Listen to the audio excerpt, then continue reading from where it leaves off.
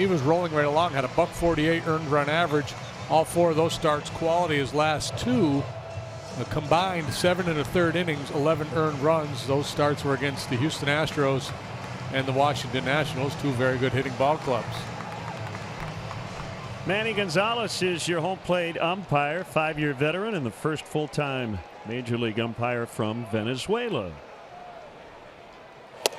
Hey, we're underway, and the leadoff man is presented by Binny's Beverage Depot. If Ben Zobrist gets a hit, Binny's will donate $100 to the Greater Chicago Food Depository. One of the Braves' top prospects, a top 100 overall prospect in Major League Baseball. 24 years of age, big dude, 6'5", 255. Good hitter, real good curveball, slider and a change. In the air to right, backpedaling is Nick Markakis. He's got it. And that's the first out. And just as Zobrist flies to right, the Pirates just wrapped up a 4-3 come from behind win over the first place Milwaukee Brewers. So the Cubs just picked up a half a game on the leaders in the division. They're 3 games out, and the Pirates are now within 5. Pirates playing very good baseball. They got Starling Marte back tonight. Chris Bryant, ground ball into left center for a base hit.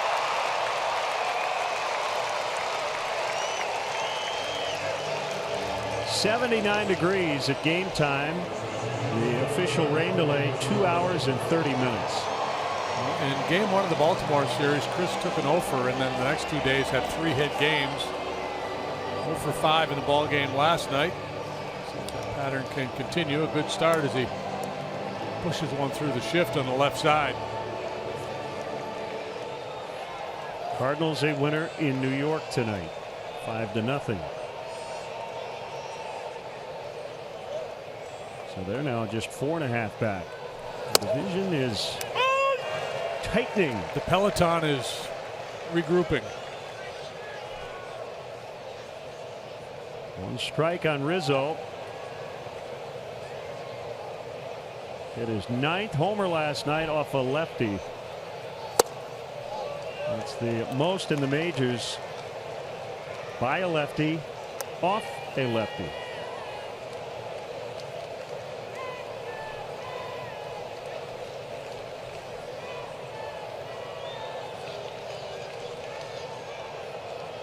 Newcomb with a 1-1. It is a strike.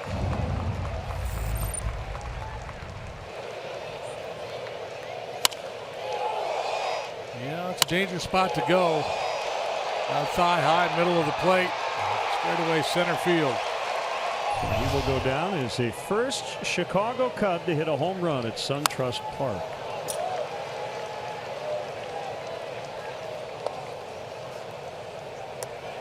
Newcomb's story is interesting, as a lot of stories are regarding Major League players. He's from the Northeast, Middleborough, Massachusetts.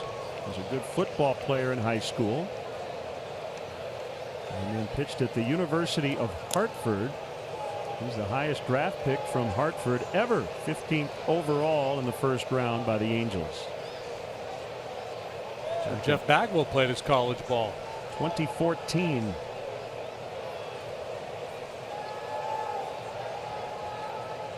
So he's got bragging rights over Bagwell in that regard. Traded here November of 2015, a deal that sent Andrelton Simmons to the Angels. There's that breakdown I was talking about. Really good through his first 4. He has struggled over his last 2. And you can understand why, right? Facing the 2 best offenses in baseball, the Astros and the Nationals. And Rizzo just got hit on a breaking ball, so 2 on for Contreras.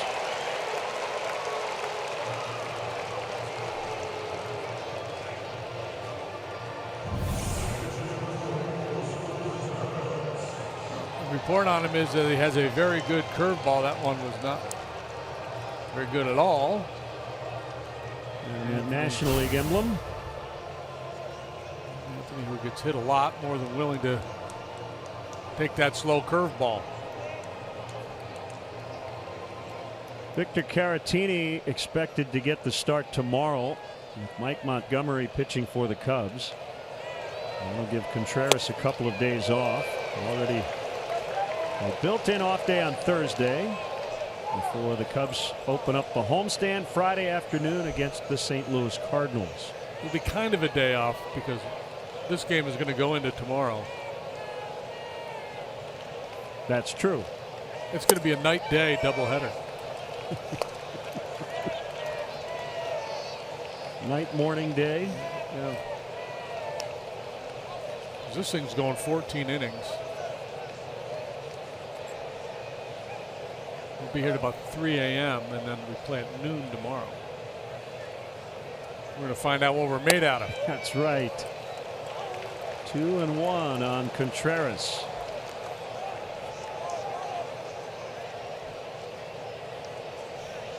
Eight out of 18 on the trip.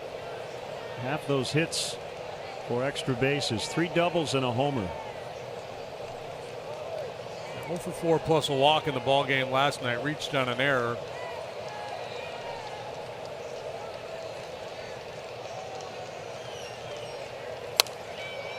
And that swing right there, good reason why he has had so much success. Just staying through the ball, elevating, driving the baseball. Really cut down on his ground ball rate. Earlier in the year when he was scuffling, it was a lot of pulled ground balls, top ground balls, slow rollers. Just pulling off the ball a little bit to the left side of the infield. Here's a 2-2. Double play ball. 4-6-3. They get Newcomb out of the first. John Lackey facing this Braves lineup when we return.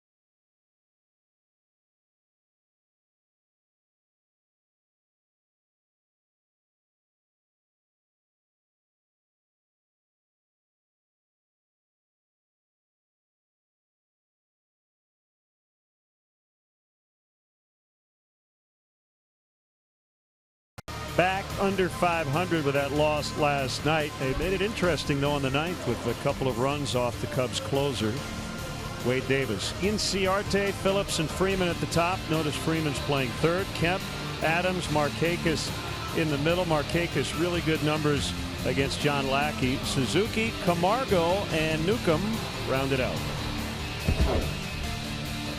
Cubs defensively, Ben Zobrist will find him in left field tonight. Albert Almora Jr. gets a start. He's in center. Jason Hayward, former Brave, is in right. Bryant and Russell on the left side of the infield. Second base Baez, first base Rizzo, Wilson Contreras behind the plate. And the Lexus starting pitcher for the Cubs tonight is John Lackey. Lexus experience amazing. And Big John 5-9 with a 5.20 ERA. This is a ballpark that yields a lot of home runs, and that's been an issue for him this year. He's allowed 24 of those. First start in 13 days. Plantar fasciitis in his right foot put him on the DL. Ball one on Inciarte. Give these fans credit, JD. They stuck around. Well, that's one thing we could give them. Yep. Yeah, a few empty seats, but not a ton. And either give him credit or question his sanity. Let's give him credit. Yes. Let's be hospitable. 1 ball, 1 strike on the Braves leadoff man. Here's the pitch. It's wide. 94. Okay. Frisky after the time off. Not happy though, shaking his head. Not an easy thing to do. These pitchers, they stopped and started 3 different times. Went down to the, went out and did some throwing in the outfield. Got stretched out, got loose, headed to the bullpen, started to warm up, and then boom, shut it down. Back to the clubhouse.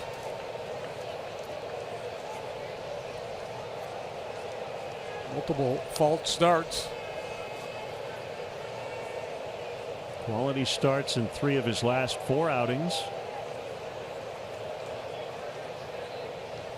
And Ciarte didn't even think about swinging. 3-2. Brandon Phillips next, and then Freeman.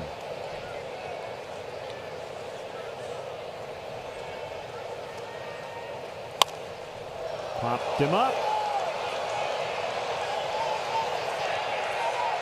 And it's Rizzo for the first out.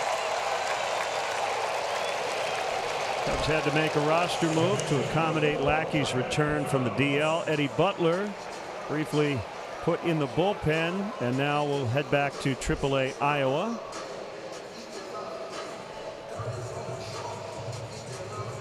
I wouldn't be surprised if we'll see Eddie back soon, at the latest on September 1st.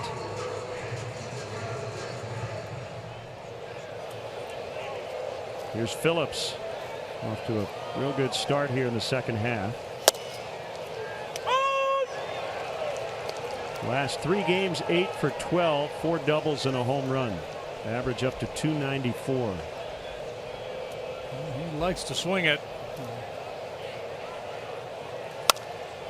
It's a good idea to do some work outside of the strike zone against Brandon Phillips. Swings about as much as just about anybody in the game. And his chase rate, second highest in the National League. Over 40% of the time he'll swing at pitches out of the strike zone.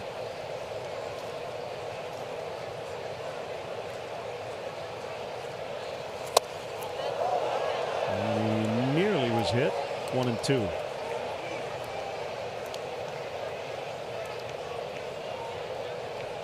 That's 8 out of 39. That's a 205 batting average against the tall Texan.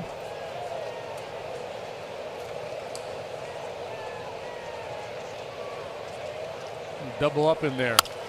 Ground ball right back to Lackey, and he hops over to Rizzo. 2 down.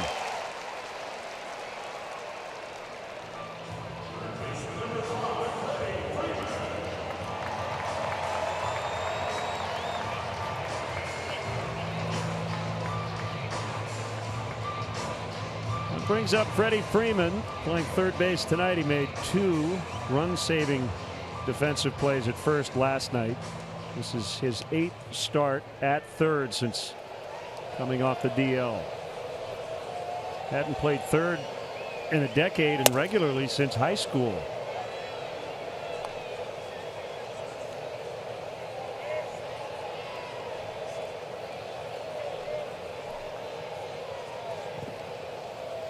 I guess it kind of goes without saying that Braves need to score runs on nights like this, right, where you're kind of messing around with your best defensive alignment. Well, that's the challenge that they're going to have to consider going forward, or the debate they're going to have. Pulled fair, maybe right on that paint, and Freeman has a 2-out double. This guy does his hit, but I guess the question is, you know, the risk is that you're weakening 2 positions by moving Freeman, who's an outstanding first baseman, to third and playing Adams at first. Now, if Freeman proves to be anywhere close to as good at third as he is at first, then you're probably okay. He's got great hands. No issue with that. But, you know, some of the nuance of playing the position and range and things of that nature, I'm not sure about, and I don't know if they have the answer yet. Kemp with a hit and an RBI. 1 for 4 last night.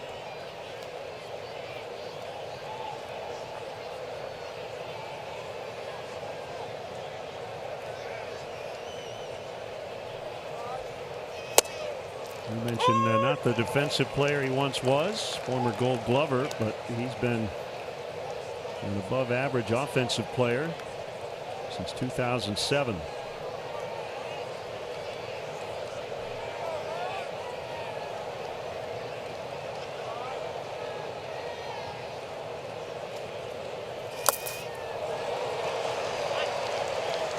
Nothing in 2 on Kemp.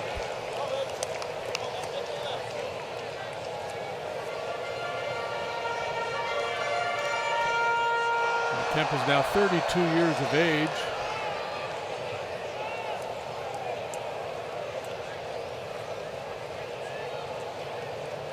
Nearly won an MVP in 2011. Finished just behind Ryan Braun. 40 stolen bases, 39 homers that year. For the Dodgers, put up a .986 OPS.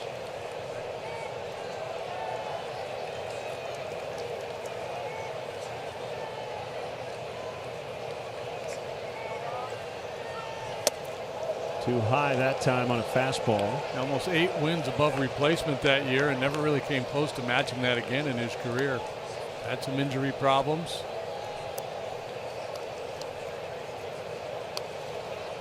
.253 career home runs for Kemp.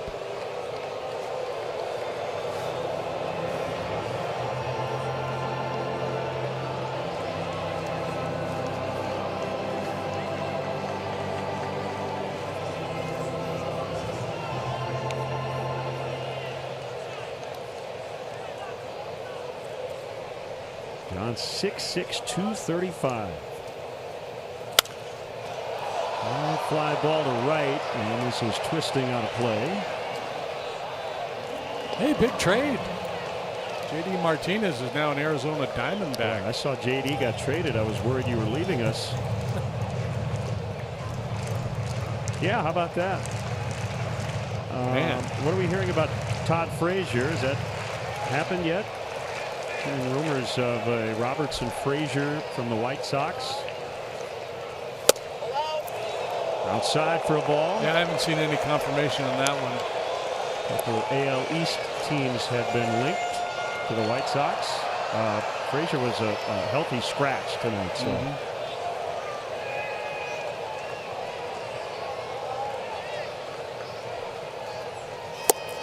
And he walked him.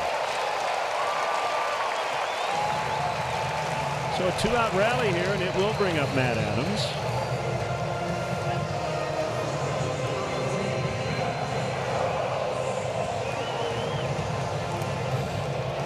Rather beastly since coming over here from the Cardinals. They're all outstanding numbers. 14 of those 15 home runs have come after putting on a Brave uniform just towards the end of May. Here's the pitch. And it's inside for a ball. The pinch hit last night in the 9th. He was intentionally walked. At the time, that put the winning run on base. It worked out for the Cubs eventually.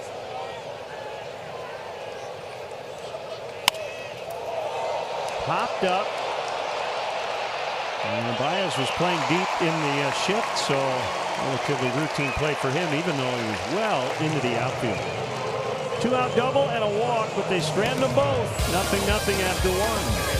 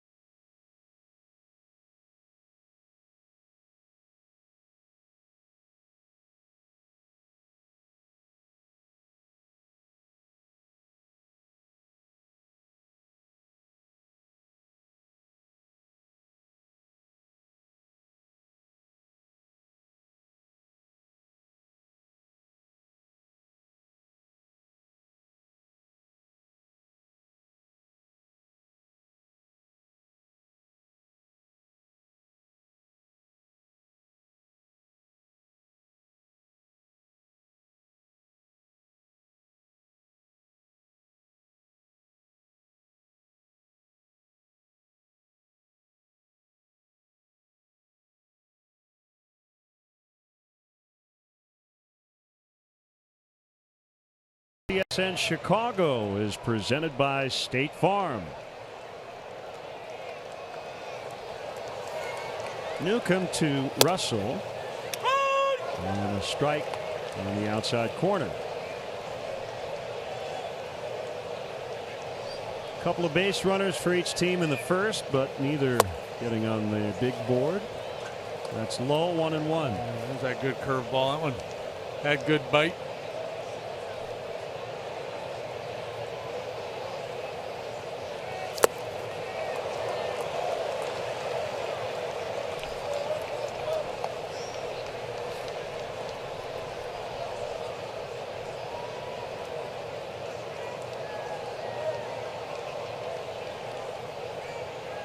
A wind and a 1-2. Foul tip. Strike 3. That's his first punch out. The battle for the Crosstown Cup begins at Wrigley Field. The White Sox travel north to play the Cubs for 2 day games on the 24th and 25th of July. Make sure you're at the ballpark for one of the most popular series of the year. Tickets are still available, so get them while they last. Visit Cubs.com for tickets today. Albert Almora Jr. Line shot the other way, and Markakis will reach out and pull it in. Good solid contact. Almora has been punishing left-handed pitching.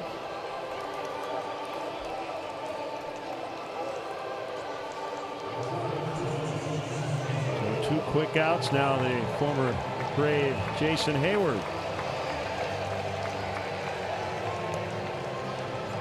I mentioned Newcomb is from Massachusetts, hometown of Middleborough, and like a lot of places in the Northeast and the upper Midwest, baseball season usually begins in the high school gym, and he admitted the weather made it difficult for him to play a lot of ball growing up. I mentioned he played football, basketball as well. Threw only 20 innings as a junior. Fly ball the other way, and it's Kemp on the move. Quick 1-2-3 for Newcomb after an inning and a half. Cubs and Braves, no score.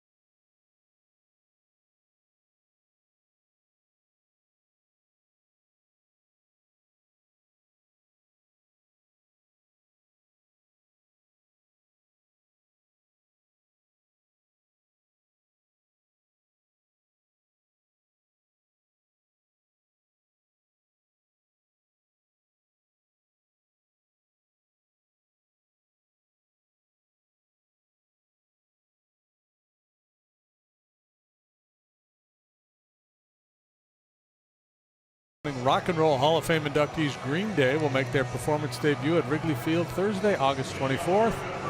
The band stop at the friendly confines as part of their Revolution Radio Summer Tour. Tickets are available now at Cubs.com/Green Day.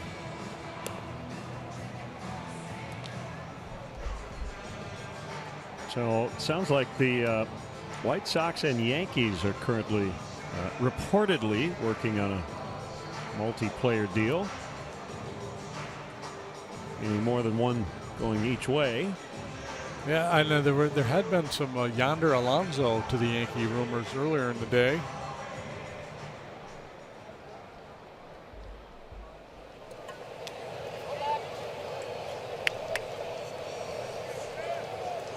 This is a matchup that has happened many times in the past. And the members of the AL East. 81 career plate appearances for Markakis against Lackey. 329 average with a 420 on base percentage.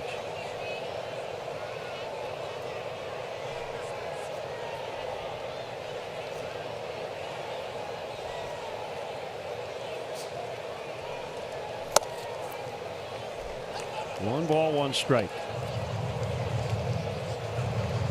Well, the Cubs have not allowed a first inning run on this trip. That's good news. They gave up more runs in the first half in the first inning than they did in the first all of last year. And runs are runs, but yeah, and I don't know that there's any way to necessarily approach that or try to fix it other than just pitch better. You just hope not to do it. Yeah. It's no fun playing from behind all the time.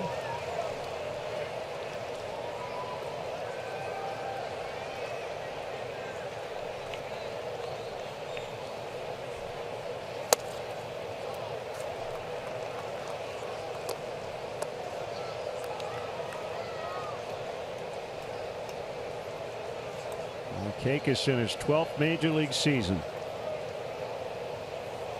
You could say this is a bit of a grizzled veteran matchup. Still 2-2. Yeah, two guys have had good, solid major league careers. He's carried a .289 lifetime batting average into this season. 157 home runs.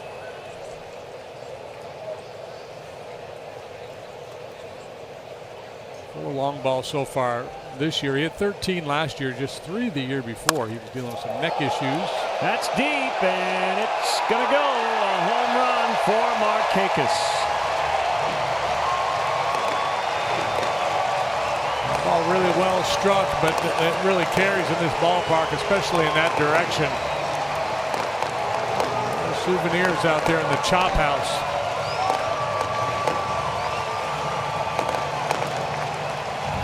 Markakis continues his good work against Lackey. It's the Ford home run replay. John did not allow a home run in his start last time against Tampa. That was just the 3rd time this year he's had to start without allowing a long ball.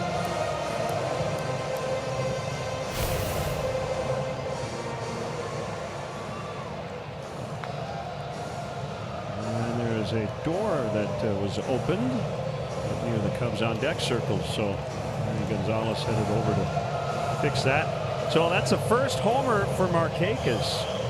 All these matchups with Lackey, high average, but had not taken him deep prior to that blast. Another veteran, Kurt Suzuki.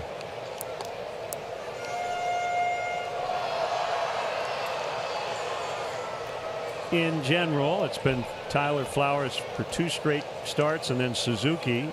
This is his 36th start back of the plate. Checked his swing. Ball caught the bat. 1-1.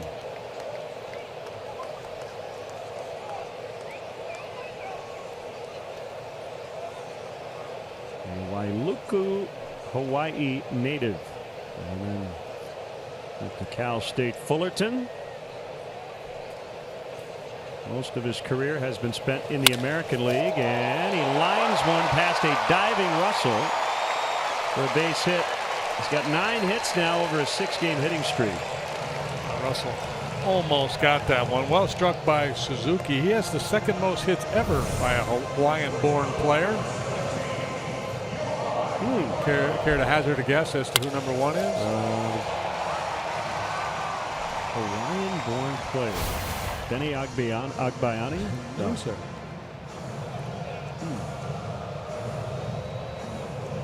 He may be flying. Oh, yes. Shane Victorino. Yes, sir. The flying Hawaiian.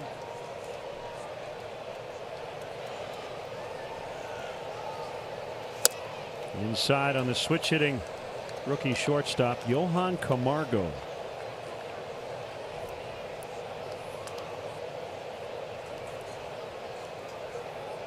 He has been taking playing time away from Dansby Swanson, the young phenom shortstop. Bounce to Rizzo. He'll feed Russell. And the return throw is late with Lackey covering. They can only get one. Nice job by Lackey just to flag that one down and prevent an extra base.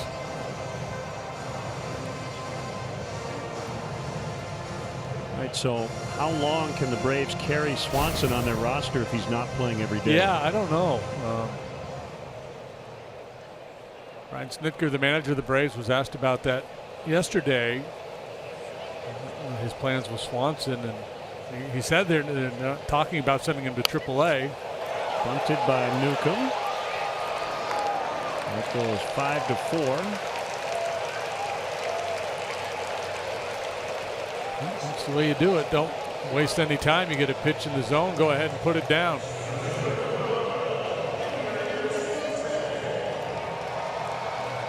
There's Swanson. And the pinch ran in the ninth last night.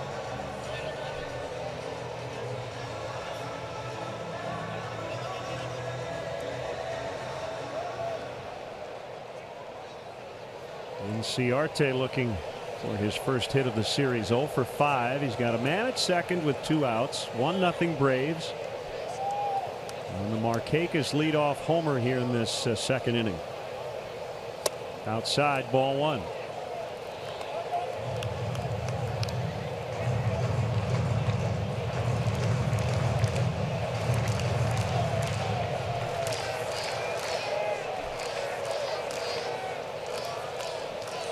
Lackey making his 5th career start versus the Braves.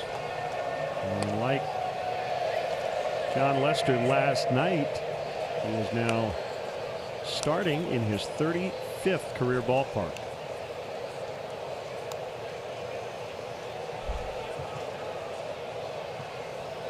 Have you added up all the games, all the ballparks in which you've either pitched or broadcast? I have not. I bet it's a good list. I have broadcast games now in 42 ballparks, 43 if you would count Hiram Bithorn in Puerto Rico. So I've got a homework assignment.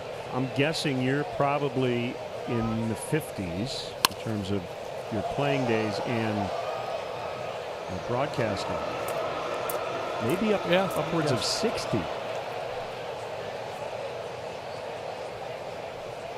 I'm really feeling old, or at least well traveled. Yeah.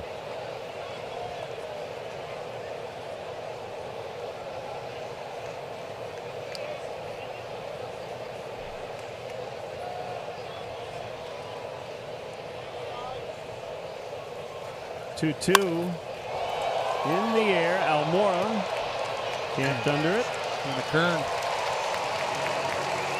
Markakis with the home run. It's 1-0 Braves as we head to the 3rd.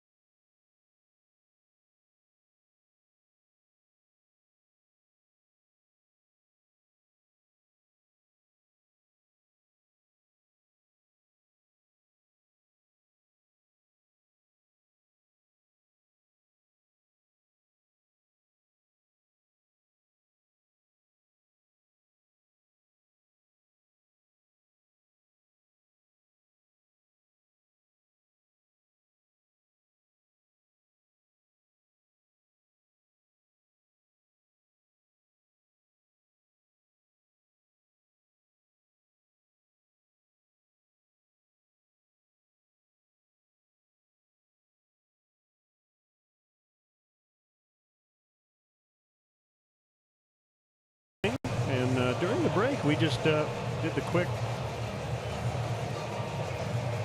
search on your career, and we count 50 Major League ballparks in which you've pitched or broadcast games. There may be another one in there, but that's pretty 50 good. Sounds right, yeah. And then a couple more that I went to games in as a fan. Yeah, same for me. I went to the old park in Cleveland and Tiger Stadium, but did not work in either place. That's fun. Yeah. Now, the late Milo Hamilton, actually in the media guide, right? The Astros media guide, they had a list of all of his ballparks. Baez out in the deep center. Gone. We're tied.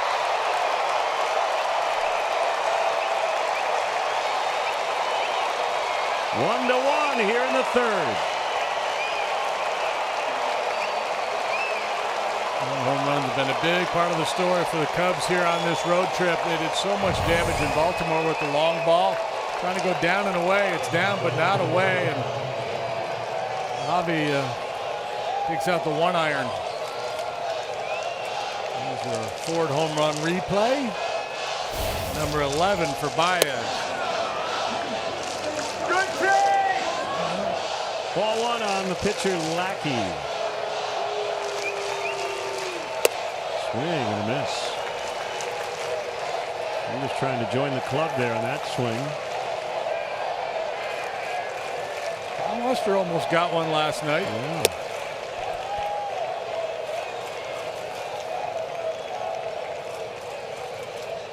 Do we know approximately the final tally for Milo? Was it like in the 70s? Is that possible?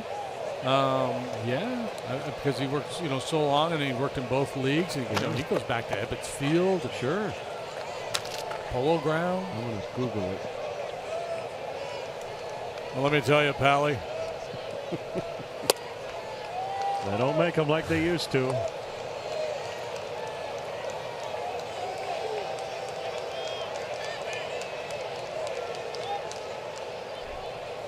Swing and a miss, strike three.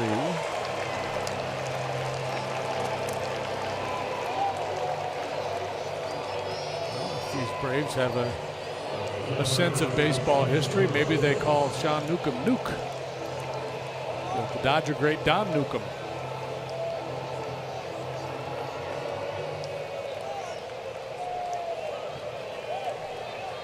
Zobrist flied to right to start the game.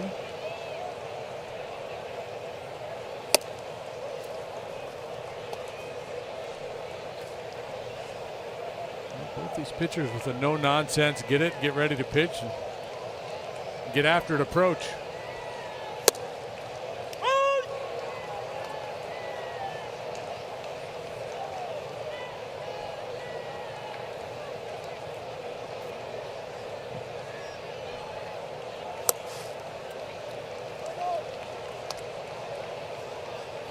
Two and one on Zobrist. We started 2.5 hours late due to rain. Are they telling us they're into double digits now? Rain delays in this ballpark this year? 11. Yeah. How many home games have they played?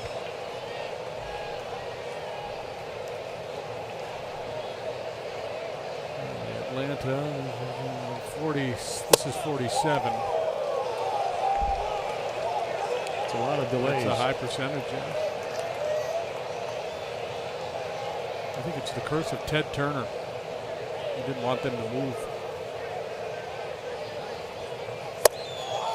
He walked him. He's well connected too. He could probably make it rain here in Atlanta. You joked during the delay they built this park under a rain cloud. It kind of felt that way. Should have been a longer feasibility study.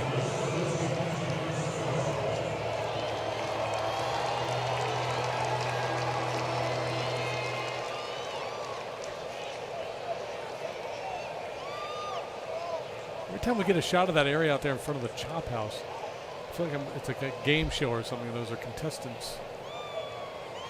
Like that show with Howie Mandel with the models that had the money. And I don't remember what that was called.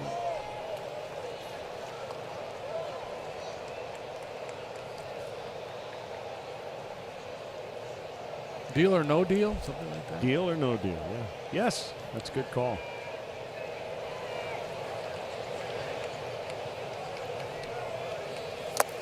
In the dirt. One story I'm looking at here about Milo had him at 57. How many? 57? Yeah. Catching up to the captain. Whoa. But he would say, you can't count the games you pitched. Only the games you broadcast. And I got no chance. That's cheating.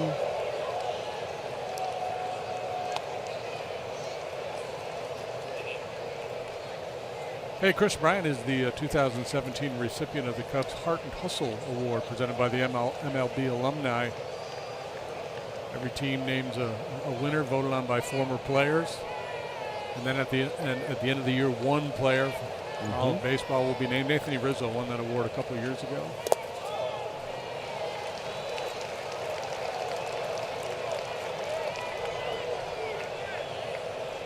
Piling up the hardware. For the Braves, it is Nick Markakis. I saw the list. I did not really study it to see who might win. The 30 team nominees. That's a strike. Chris thought it was ball 4. Pitchcast thought so too.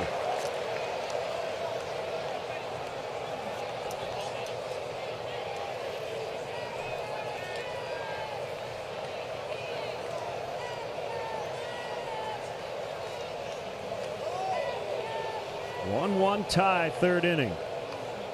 Will Zobrist be on the move? He is not. And a ground ball foul.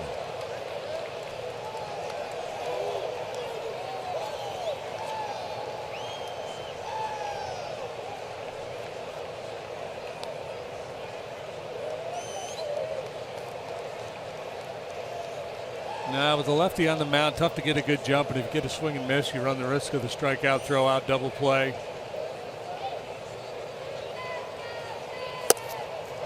Back-to-back walks. That'll bring up Rizzo. We know Anthony does a lot of community work. His foundation has donated a ton of money to great causes, and he spends a lot of time with kids. This youngster's name is Ethan Huggins, and he's featured in the Cubs commercial that you probably have seen quite a bit with Anthony. Ethan had his eye removed yesterday as they're trying to get rid of the cancer once and for all, but he's on the mend. And hopefully the Cubs are making him feel better with the way they've played here out of the break. So Brianne and Brian, brother Jack, I'm sure are watching tonight. Hang in there, Ethan.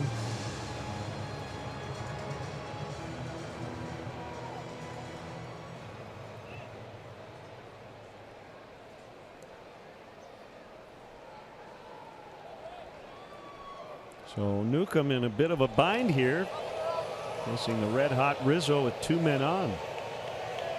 Freeman is the only guy between second and third defensively as they overshift to the right.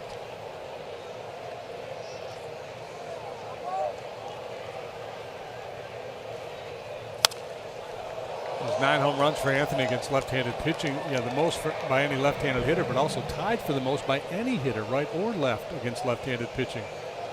Justin Turner, Anthony, Nolan Arenado, and George Springer with 9 home runs against left-handed pitching.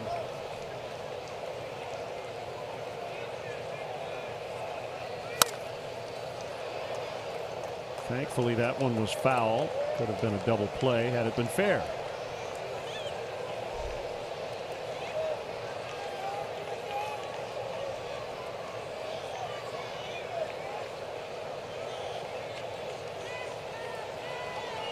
Choke up time with 2 strikes.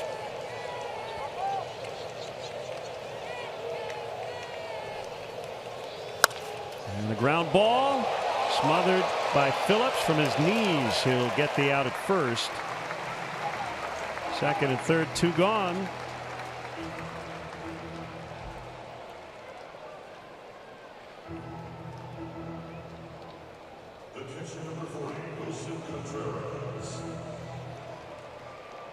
And it's up to Contreras, who hit into a double play to end the first.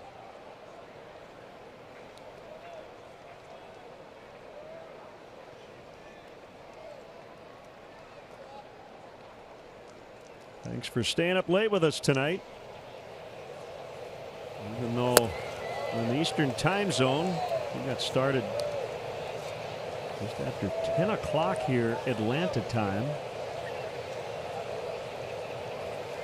So those West Coast games just getting started. Deep to center. Way back, and it's gone! Little splashdown. 3-run homer. Cubs lead 4-1. Boy, what a beautiful swing of the bat that was. And he continues to put up big numbers. Wow.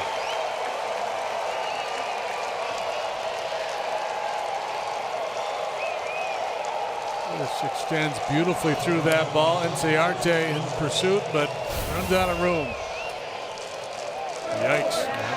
This is the kind of ballpark, kind of like the old Fulton County Stadium that was nicknamed the launching pad, where you got to keep walks to a minimum because the ball is really going to jump out of here.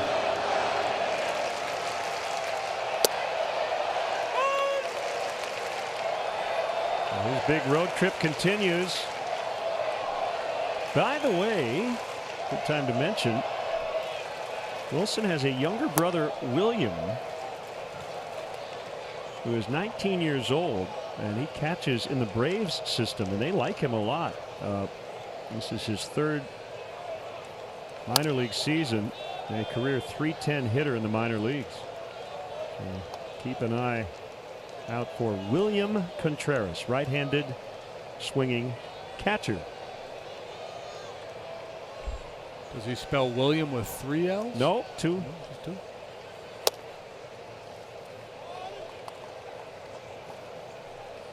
Still playing in rookie ball.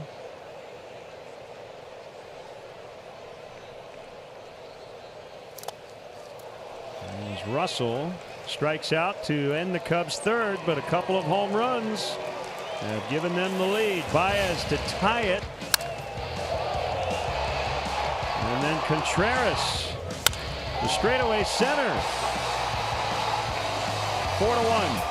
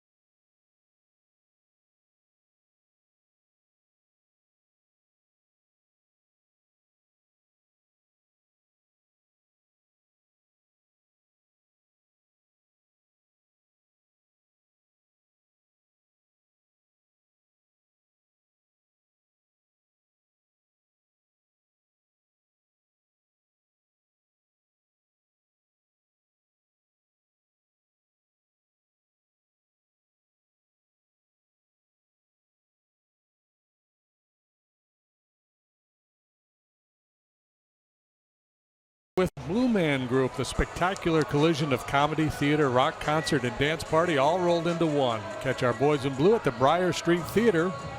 Call 800-BLUE-MAN or visit blueman.com.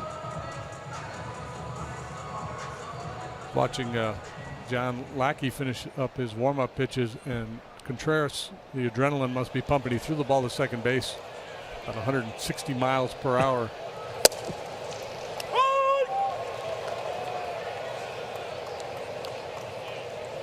Strike on Phillips.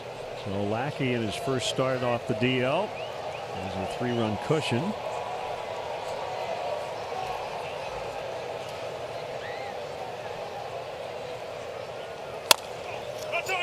Bounding ball to the second baseman. That's Baez.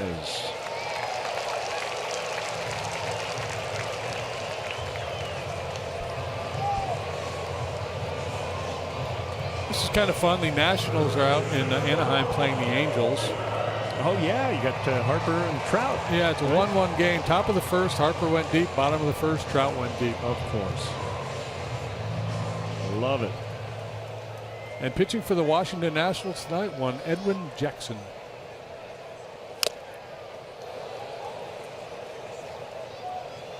Well, good for him.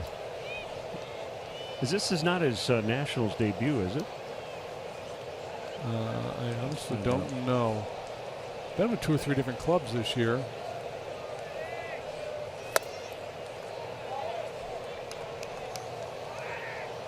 I think it is. So that is. But he's been a National before. Okay. Got right. Yeah. Yep. So he's back with them. Yeah.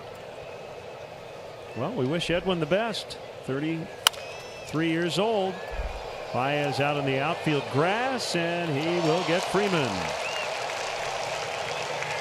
Which may be the most interesting fact about Edwin Jackson, that he is only 33 years old. Right, well, he debuted when he was 7.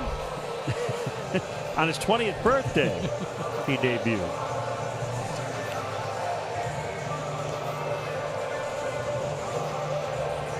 Two quick outs, and it'll bring up Kemp, who walked in the first inning. Yeah, Ron Coomer was playing for the Dodgers that day.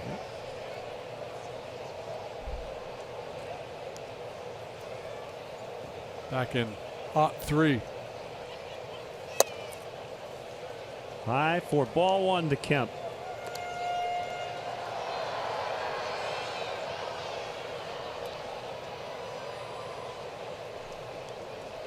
Here it comes. It's a strike. Kemp tried to sell it. There's a pitch off the inside, and it may have been, but Lackey got the call.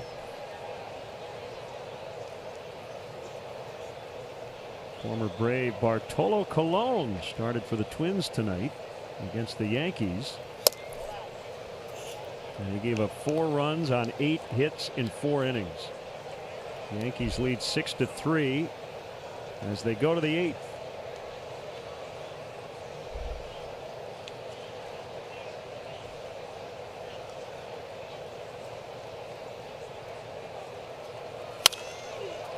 Pop foul to right, out of play.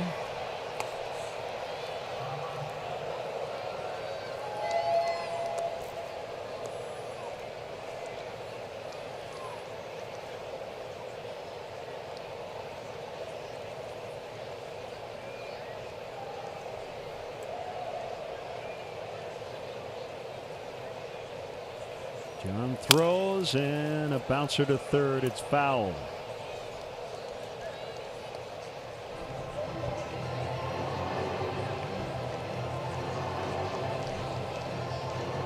JD Martinez traded from the Tigers to the Diamondbacks. Looks like the Yankees and White Sox are closing in on a big deal. Things are heating up early, aren't they? Yeah. Astros are going to be without Carlos Correa for 6 to 8 weeks. Left thumb surgery. Starling Marte is back from his 80-game PED suspension. And he hit leadoff in the Pirates' win tonight. Inside on Kemp, 3-2.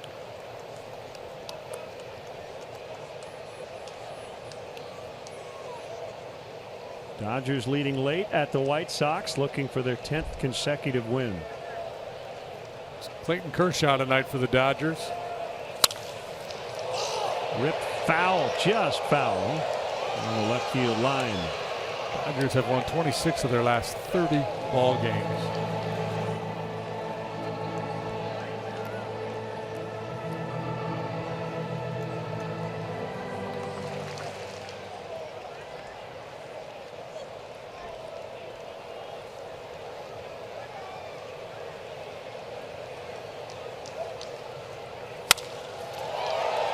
It's a base hit, second reach for Kemp. Well, nice thing about playing in Atlanta is that all the other games are usually over by the time we start. It's the glass is half full approach to life right there, my friend.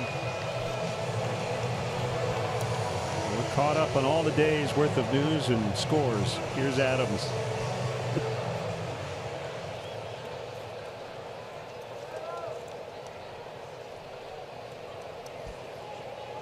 Now look, they had a lot of rain delays at Turner Field, and this could also just be something that happens this year. But as Hayward makes a catch on a hard hit ball by Adams. Yeah, they had an exorbitant amount of rain up here in Cobb County this year. 4-1 Cubs.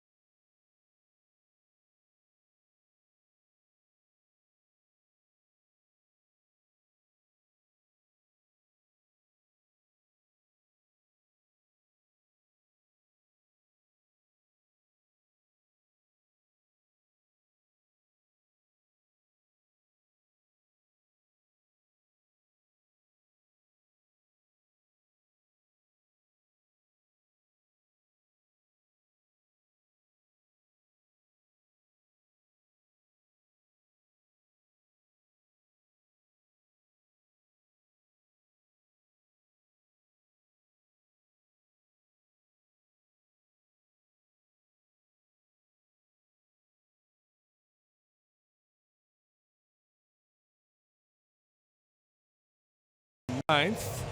Bring the family to the ballpark. 7:05 game. It's the Under Armour All-American game at Wrigley Field. This is your first chance to catch the country's top high school baseball players. Get free tickets while they last. Available in person at the Cubs store at the park at Wrigley through Friday the 28th. Limit 8 tickets per person. No purchase necessary. For more information, visit Cubs.com. And you might get to see Gatorade dumped on Sean Casey. Is that a tradition? I don't know. It was on the graphic. There was a picture of it.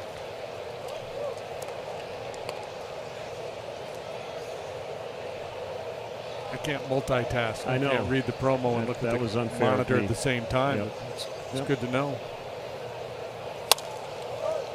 More lined out in the second. Batting sixth tonight. Running down deep fly balls during batting practice today. Getting used to the angles out there in center.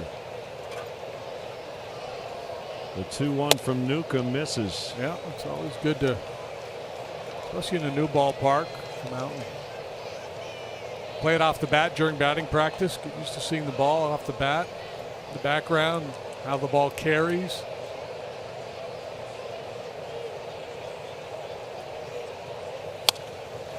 Three and two. Especially in ballparks with some quirky angles and stuff. The coach will go out there with a fungo and hit some balls into the wall, and the outfielders can just read how the ball comes off the wall. Obviously, it's going to come a little bit, different off certain parts of the wall because of different materials. You got chain link fence, you got brick.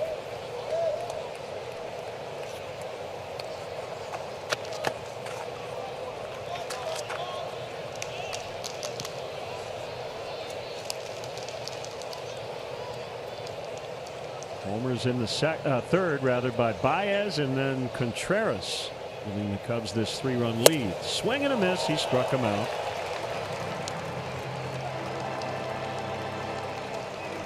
Number 4 for Newcomb.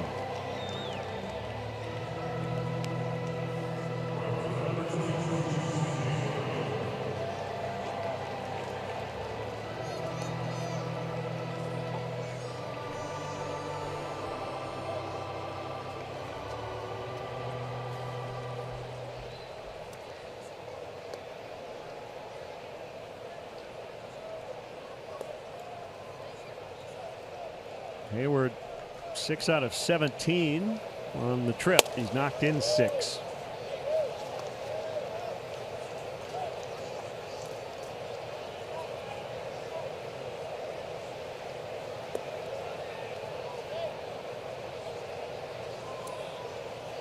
The pitch right down the middle.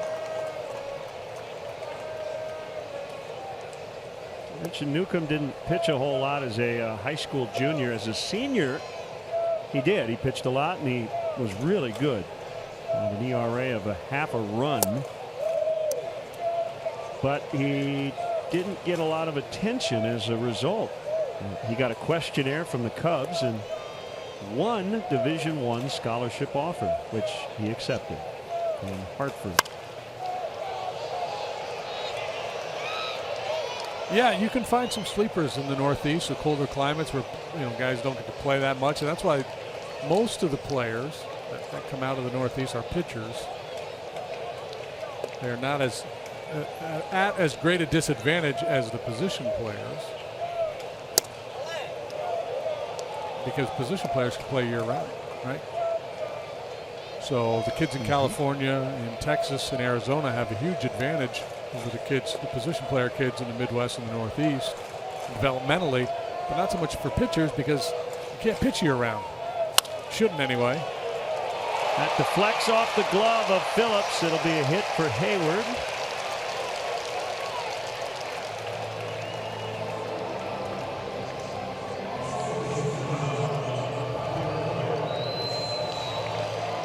Baez led off the third with a game tire. Went down to get it.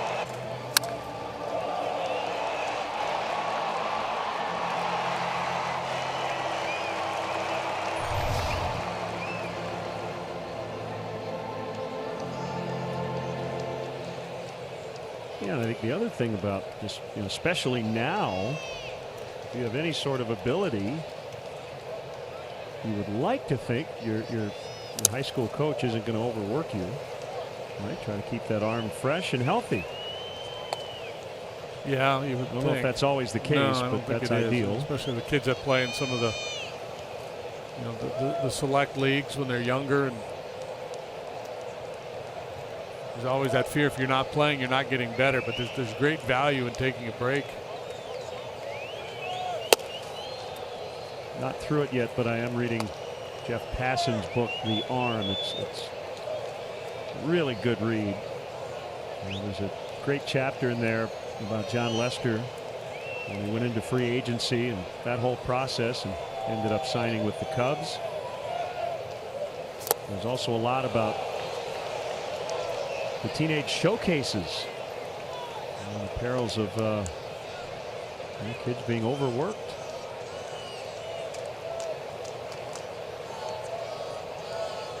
Yeah, that's where you get hurt, when you're pitching fatigued.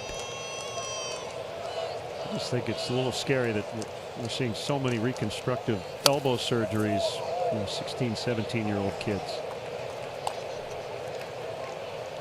Right, because they're trying to throw 100 miles an hour when they're 12, and they throw more than they should. I don't know the perfect formula. No, anecdotally, you hear so many surgeries and arm injuries for young kids.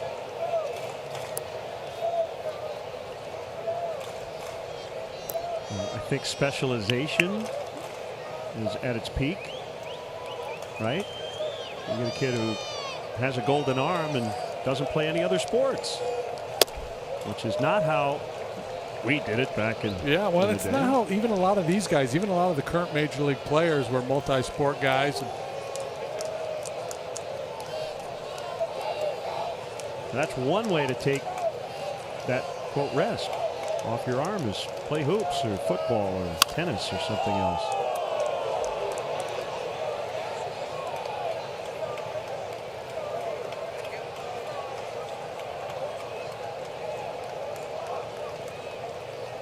Maya's having a laugh as a foul ball, I think, might have hit Zobrist, or no, they're pointing it. It almost hit Ben and almost hit the manager. Hayward at first, one out, 3-2. Baez spoils it.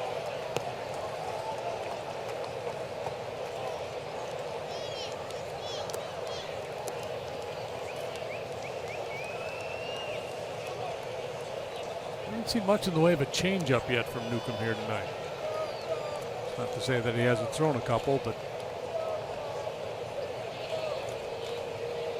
I haven't noticed anything. Just a little curveball. There's a base hit. Baez 2 for 2. If you telegraphed that one a little bit, really slowed down his arm.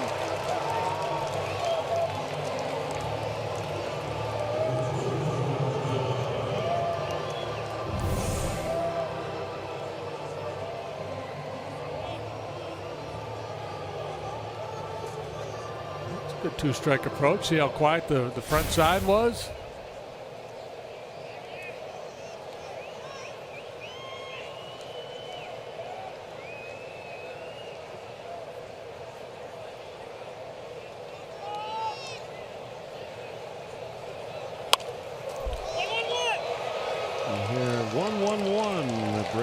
Dugout, the catcher yelling for the Suzuki. 1-4 on the sacrifice. So John didn't mess around. Nope. Got it done. Execution, get her done. That guy's probably from around here, right? I think he's from Nebraska. Larry the Cable Guy? Are you surprised I knew that? That's pretty impressive. I'm almost positive he's from Nebraska. So you mean to tell me that's an act? You didn't know that?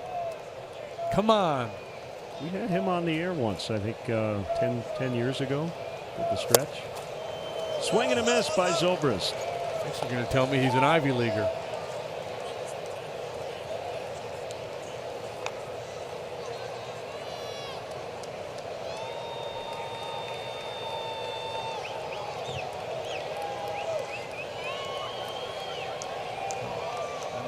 Two RBI single in the game last night.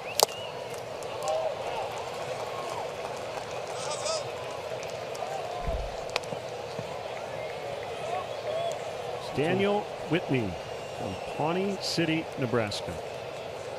Middle name Lawrence. Stage name Larry the Cable Guy. That's good information right there.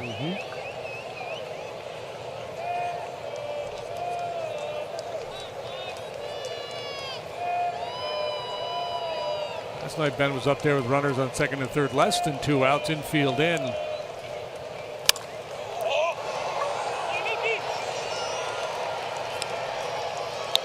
Newcomb gets out of it. Cubs strand a couple. They've had some good swings though tonight against the rookie. They lead 4-1 in the fourth.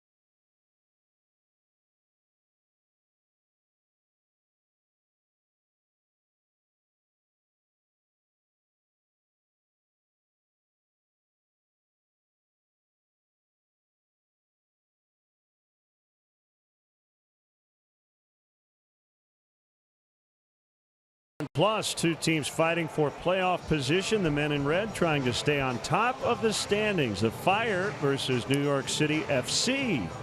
Coverage begins at 12:30 with Chicago Fire pregame live.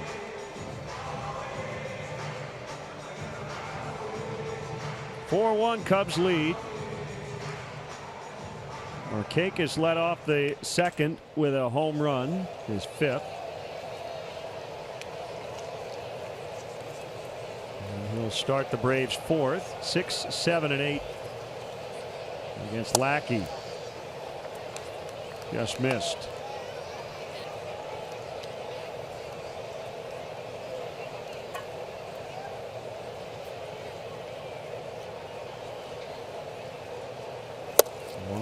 Slider is in for a strike.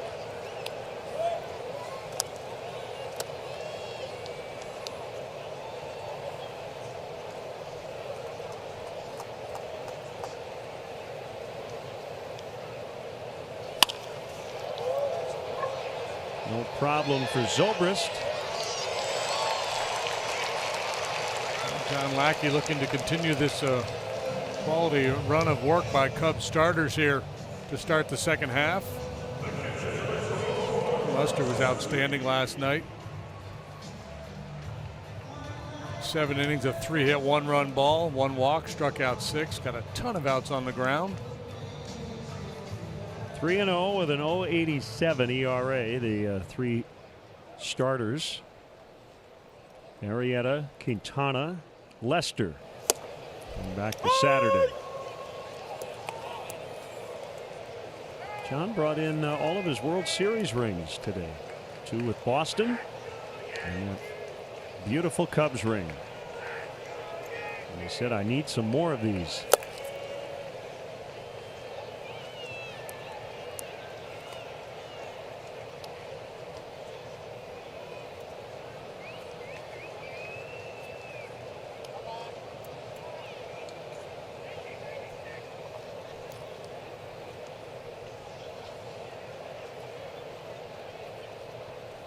Swing and a miss on the slider.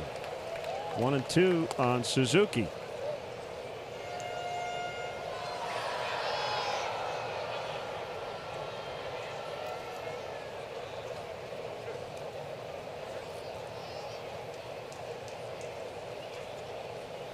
Wind in the pitch. John asking, where was it? That's right down the middle.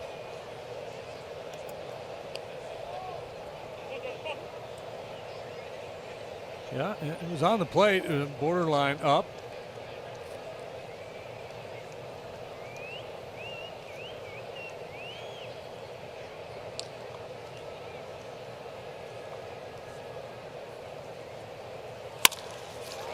Sharply hit grounder.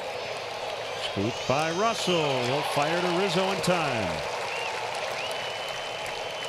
Did you see the thing, the SDI, the defensive index that Saber comes out with?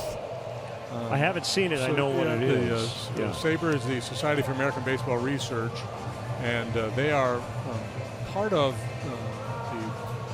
the Gold Glove. The Gold Glove formula, yeah, like 25% of their finding goes towards the Gold Glove winners, and I think it's SDI. I think that's the initials. Their defensive metric is an aggregate of a number of other defensive metrics, and they come out with at the end of the year. And they just did a mid-season report. Okay. And Hayward and Russell both in the top 10 in the National League. Yep. That doesn't surprise me. Well, hopefully John will get out of this inning quickly. The Russell one's interesting because he's made some throwing errors this year, and I think the narrative has been he's had a bad defensive season. But here's where I go with the defensive stats that are getting better. I think what they tell you is he hasn't been as bad as it's looked. And we haven't, maybe, as we've watched, remembered all the routine plays he makes. Right, and all the plays. I think one of the things they do is ultimate zone rating, and the balls in the area that are turned into outs. And he makes so many plays. He has such great range. But it's what I like about the numbers, that it's not just fielding percentage, even though his, I believe, is below where his career average should be. So I'm not saying that, you know, he's had a great year. I'm just saying that he hasn't been, for sure what I'm saying is he has not been as bad as some people who've watched him all year might think. Right. That's where I go with that, as opposed to saying those numbers are ridiculous, they don't work. I watch the games, I know. And by, I just pulled it up here, the National League leaders, Arenado 1, LeMahieu, Inciarte out here in center field, Brandon Belt, then Hayward, Odubel Herrera, Grandal, Barnhart, Goldschmidt, and then Addison. Yeah, these are all. So he's number 10, and he's the highest rated shortstop in the National League. His D-WAR number on Baseball Reference is almost 2 already.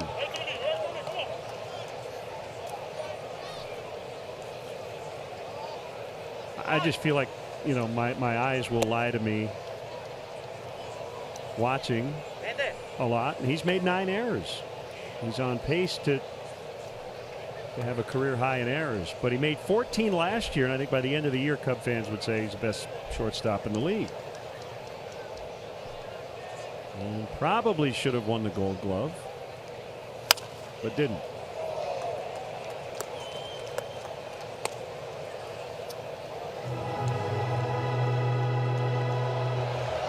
Yeah, he's the top rated, by their formula, the top rated defensive shortstop in the National League, just ahead of JT Riddle of the Marlins. Tap foul. And that's what we heard when we played the Marlins. We saw the kid play, and he looked very smooth, and they were raving about his defensive work, and that's why they were able to trade Echeverria. Now I would say he has made a lot of bad throws this year, and you know Rizzo has bailed him out on occasion too. Right, that's the other part. So that I'm with you on. But in terms of making the plays, he has rated very highly. Ben Zobrist is the second highest rated second baseman. Wow.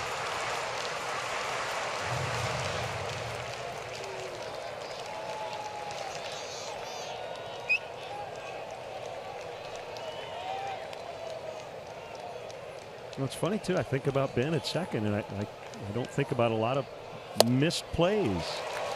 As Lackey strikes out the pitcher through 4, he's got a 4-1 lead here in Atlanta.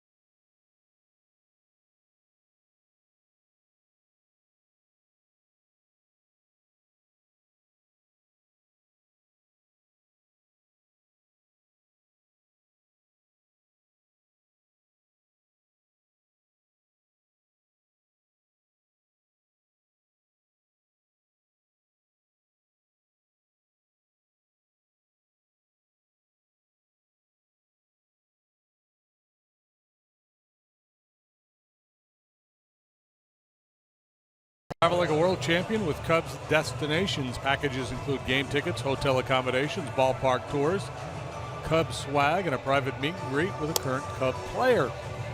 Still available this year are trips to San Francisco and iconic Wrigley Field. For more information, visit Cubs.com/destinations.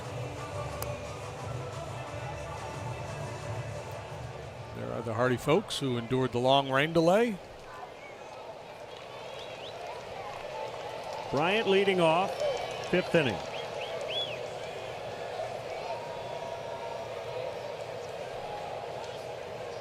Single, walk, and a run for Chris. Came into this game with a .474 on-base percentage against left-handed pitching, 4th best in the league, and he's got 2 reaches already, single and a walk.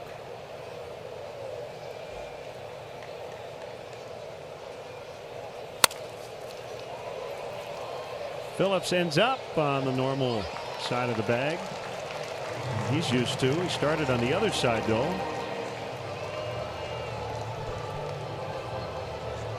We'll go 4-3.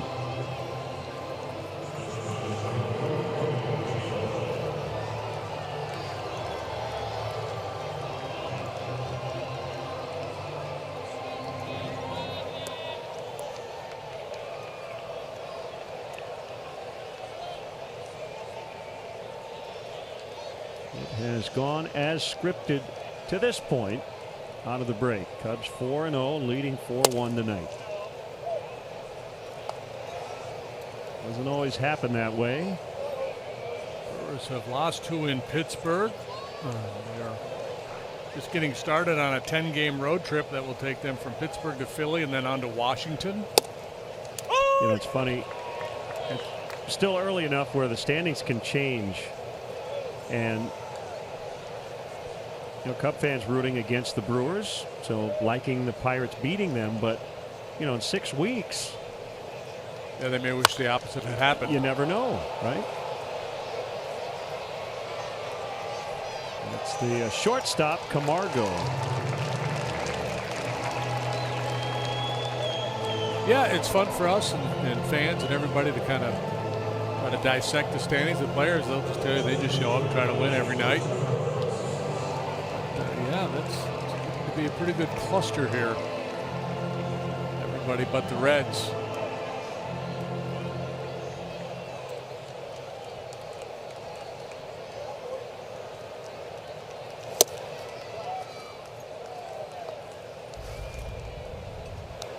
This was a blast. And it gave the Cubs the lead.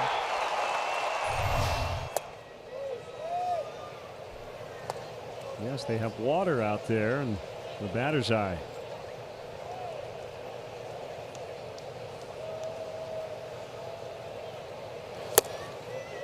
Should have miniature canoes out there and have like a little camera. And have little maybe Lego set people paddling out to grab the ball or something. That'd be fun. Ball 4.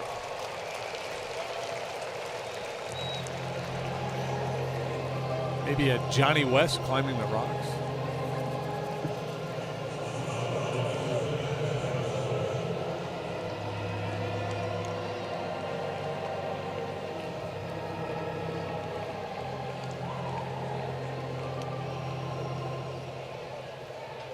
Russell trying to figure out this lefty.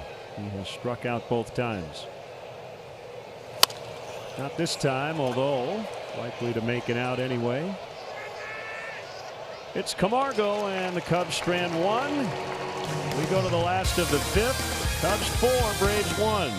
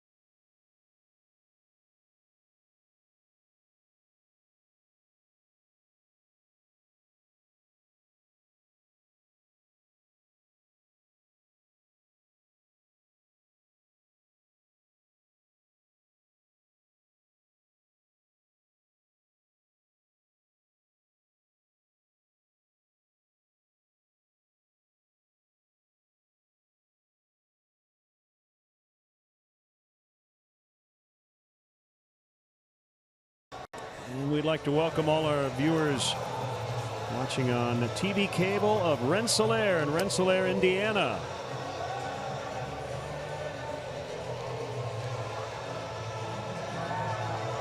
Third time through. So far, so good for John Lackey. Just one run on the Markakis homer.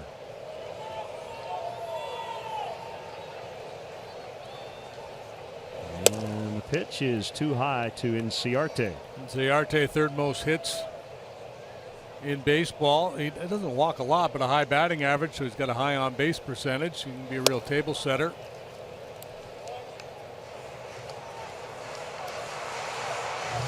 A lot to like about Ender's game. Tremendous defender.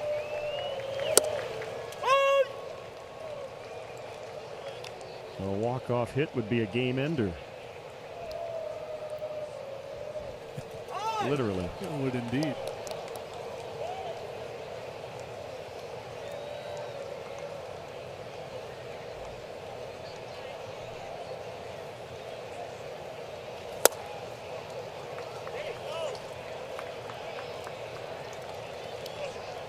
Action on the slider pretty good for John here tonight. Pretty good bite. Been able to locate it down in the zone or off the plate. Leadoff walk.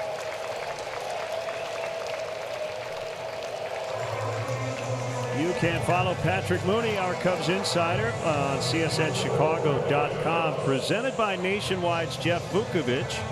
Serving the community for 38 years. Go to jeffvuk.com. Nationwide is on your side.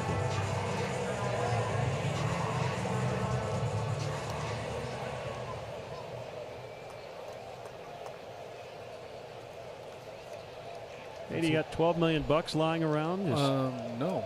What do we do? Well, if you did, you could possibly own the naming rights to the playing surface at Dodger Stadium. It could be Jim DeShay's field at Dodger Stadium. It's up for grabs, huh? Soliciting bids. Yep. Phillips pops out. Here's Freeman.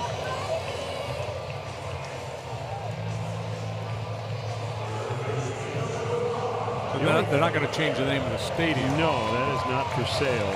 But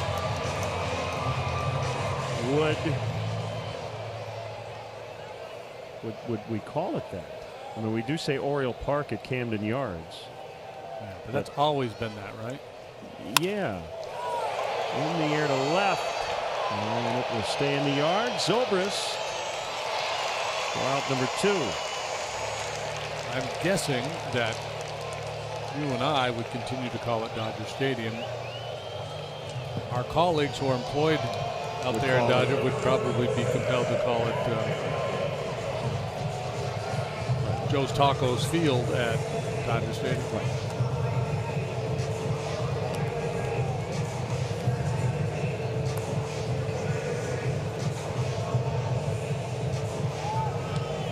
Kemp has walked and singled.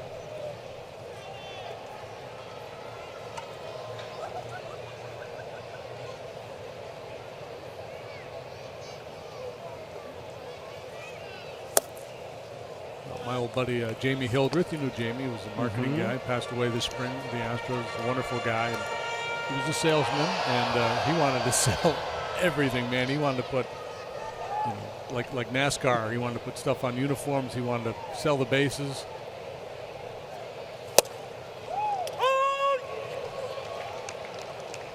One and one. By the way, were you making a literary reference to Ender's Game? Ender's Game? Okay. I missed it. I didn't read that one. My apologies. Swing and a miss. No. Good slider. Just slipping it in there for those that had.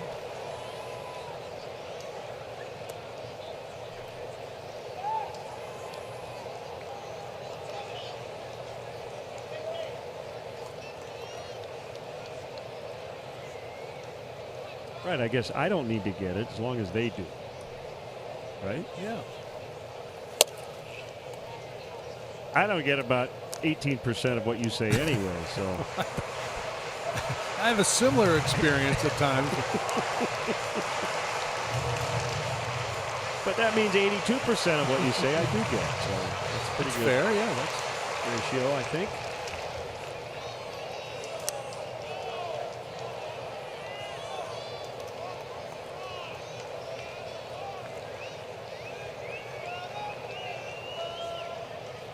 Two from Lackey. Look out. In on him. You were talking about Milo Hamilton earlier. When I first went to work for the Astros, working with Milo, and he'd be dropping Arthur Godfrey references and all this stuff. What are you talking about?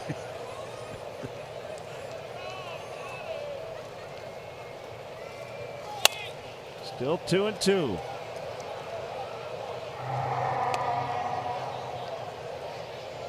Well, some things are meant just to be left there, and like you said, you target a certain audience. Somebody gets it, great. If they don't, you move on. Yeah, well, when you said Ender's Game, I mean, Google it. You were talking about Ender Inciarte, so I didn't think twice about it.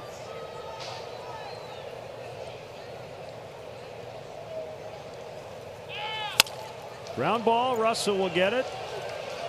Close play, but they get Inciarte at second. They know Ender's Game. 4-1 Cubs.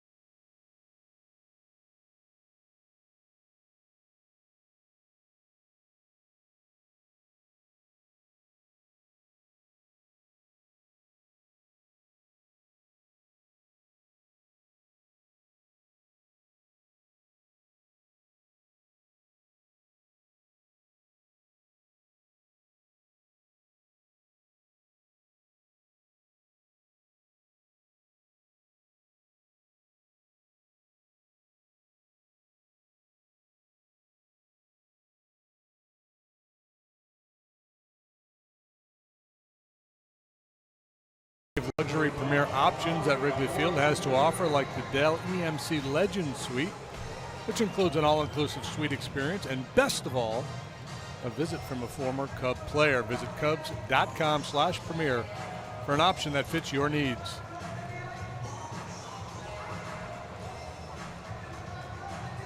Almora, Hayward, and Baez against the rookie lefty Newcomb, making just his 7th major league start.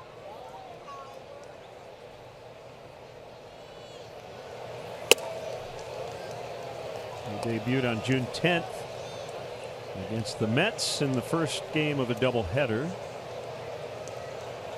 As we mentioned earlier,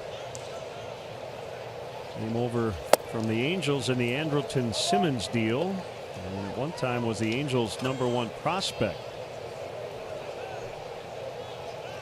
He tried back-to-back changeups there, and it's just real good action. But the fastball is nice and free and easy. Maybe that's what it is. He was throwing 93 to 95 earlier. That was 89. Maybe just kind of dial it back a little bit, create some movement.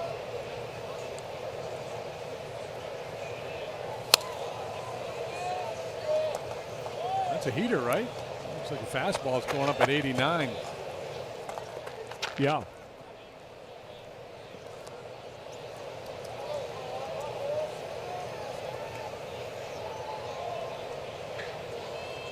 Here comes his 2-2.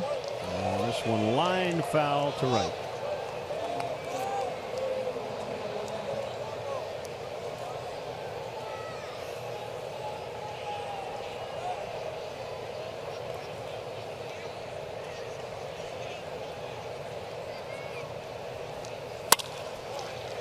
Backhanded play. Camargo deep in the hole. It's short. And safe is Almora. I think the throw may have been on time, but Adams came off the bag. So that's a hit for Albert. Good effort by Camargo. Yeah, he's pretty fancy out there defensively. Yeah, got quick feet, good hands, and a strong arm. All the attributes you want in a big league shortstop.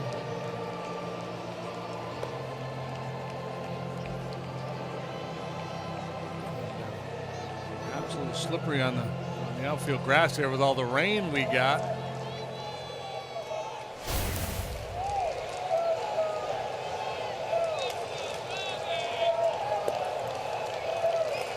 The batter is Jason Hayward, 1 for 2. Braves would like to turn 2. That's how they have their infield aligned.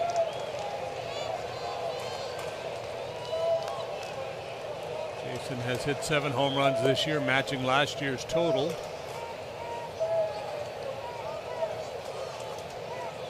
Pulling the ball with more authority this year than last.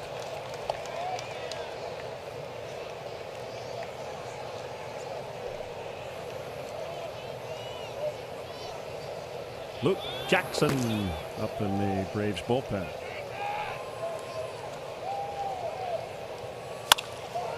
Base hit center field. Almora will stop at second. And he fortunately got back in as Inciarte airmailed the throw to Phillips.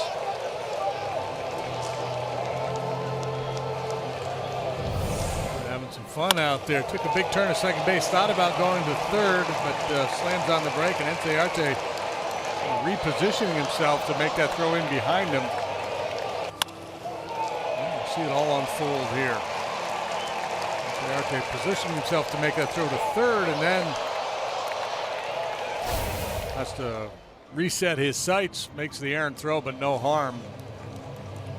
Chuck Hernandez, the Braves pitching coach, out for a chat.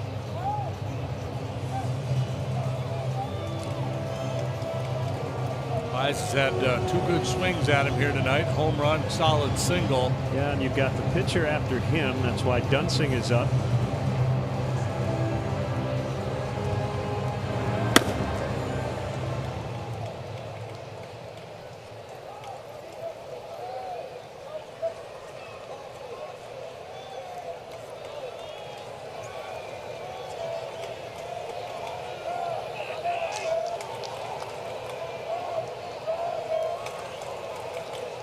Two on, nobody out.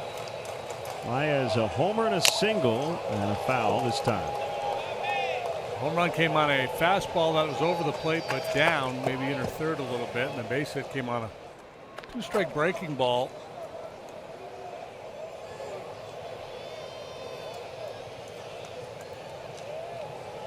Bottom 10 at Fenway. Blue Jays and Red Sox tied at 3.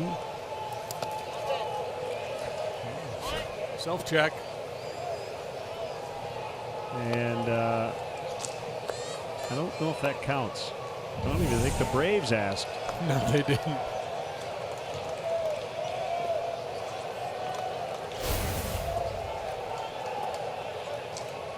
"50 years from now." Hey, that's a Valbuena. Yeah, Luis. He's the first guy I saw do that.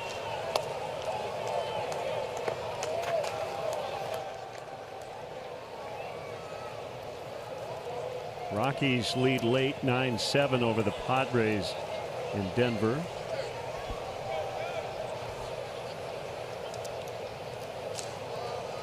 They're ahead of us in Oakland. They're in the bottom of the 6th. And the A's lead the Rays 3-2.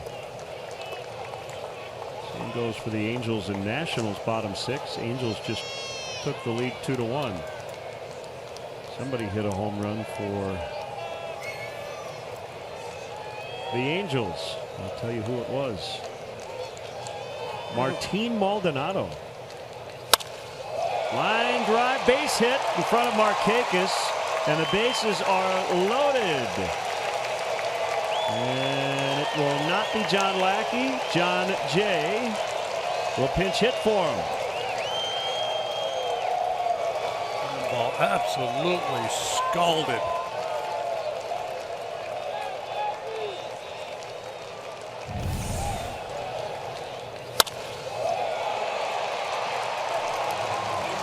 By Baez staying on the ball. His swings are so much better against left-handed pitching than right. Rocks into that one.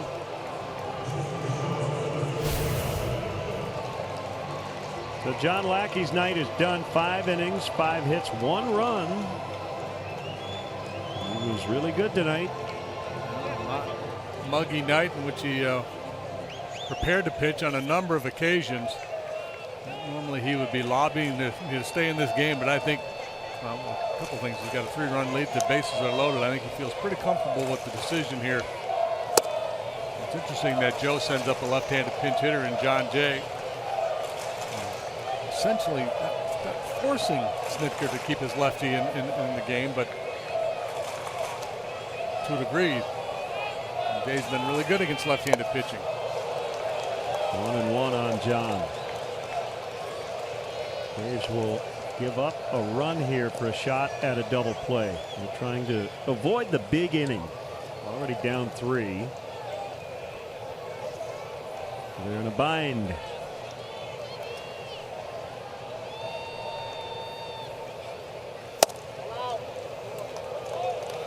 Two and one.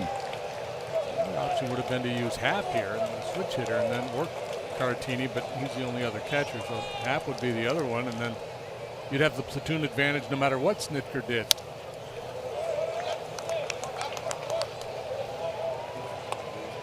Jay 1 out of 8 with a walk and a run on this trip.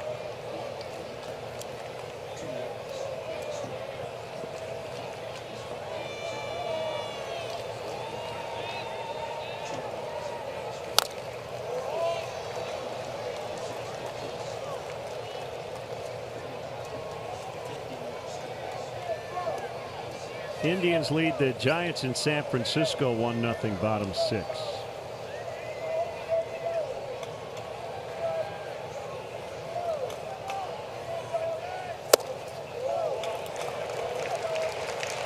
Got their run Brandon Guyer RBI triple in the 3rd.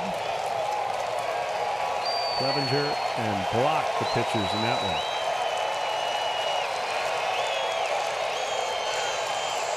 Three-two, bases loaded, nobody out.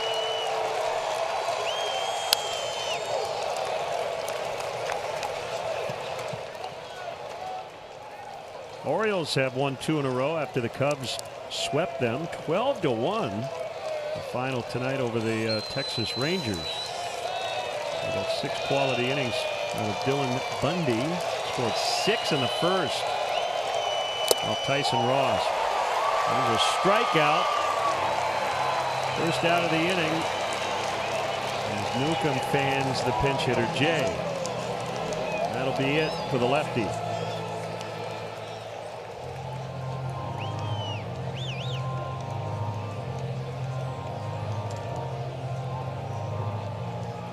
Well, the numbers are not going to be good for Newcomb here tonight, but I can understand why the Braves really like this kid. The way he goes about it, he's got a good arm, got some good angles, and just needs a little better command of his secondary pitches. So pitching change, bases loaded, 1 out. Cubs lead 4-1. We'll be back.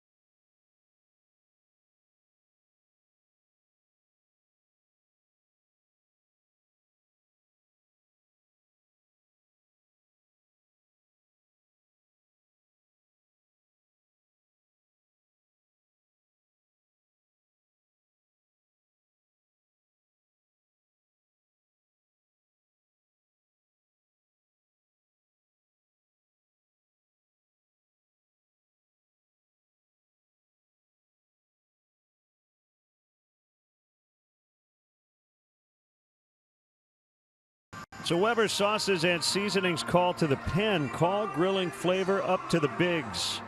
Right-hander Luke Jackson is on. Luke Jackson has pitched 23 times. He's 2-0 with a 3.45 earned run average. Fastball, slider, curve, and once in a great while a changeup. Braves got him from the Texas Rangers this past offseason. Turns around Zobrist. A little hit from the left side. Jackson from Fort Lauderdale, Florida. And the first offering is a fastball for a strike.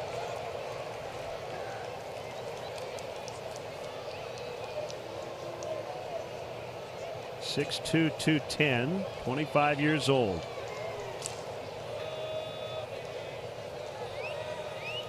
Work the Braves out of a jam. Tag applied, and that's the only out they'll get. So Zobrist will pick up an RBI as Almora scores. It's 5-1.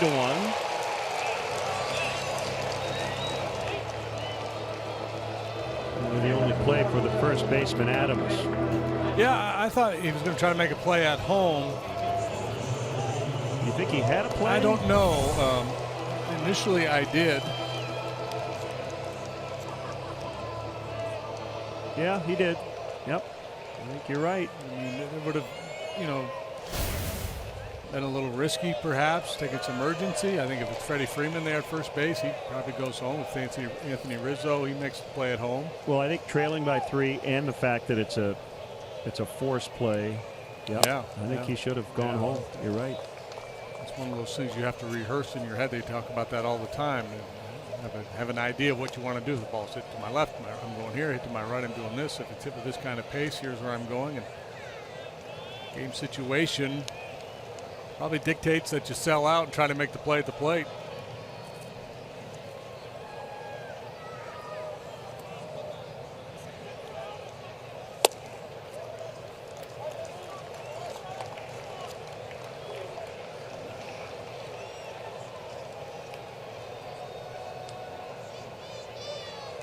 In that Orioles win tonight, Chris Davis hit 2 homers and knocked in 6. So we got out of town just in time before he heated up. And they got good starts the last 2 nights, right? From Tillman and Bundy. Did. Yeah. 2-1.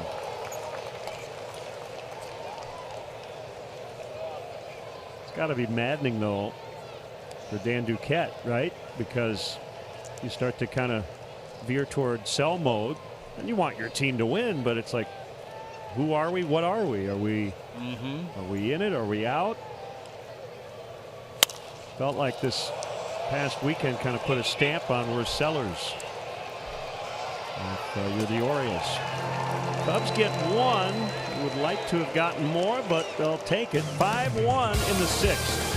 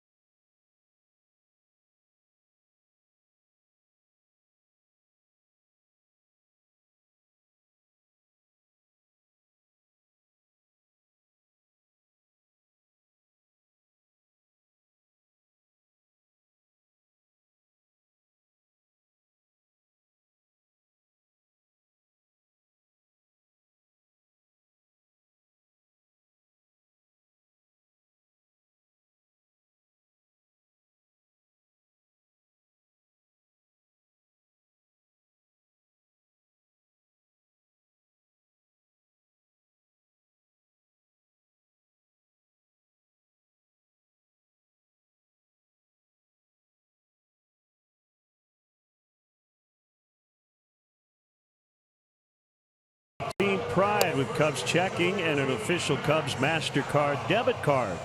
Only available at your local Wintrust Community Bank. Go to wintrust.com/Cubs to learn more. Member FDIC. Left-hander Brian Dunsing, first man out of the bullpen. Brian having a very nice year, pitching for the 38th time. No wins, no losses, a 2.70 ERA. Big strikeout numbers. A guy who's never been a big strikeout pitcher, but he has been that this season.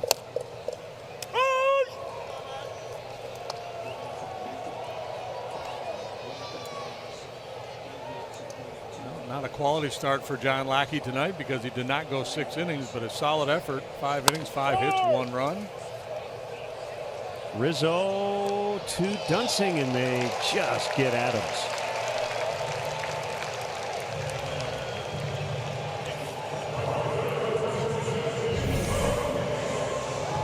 Anthony playing very deep there for the big lefty slugger.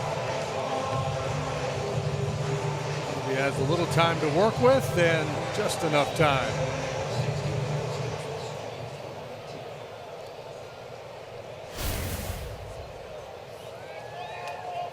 That'll bring up Markakis, 1 for 2 with a home run.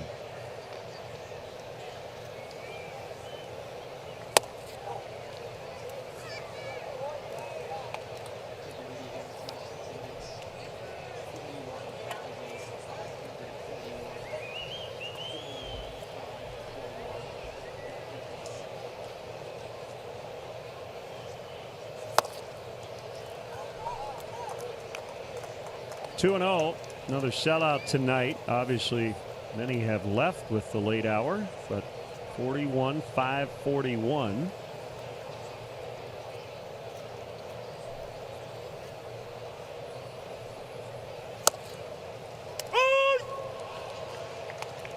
Happy Wednesday, everybody. It's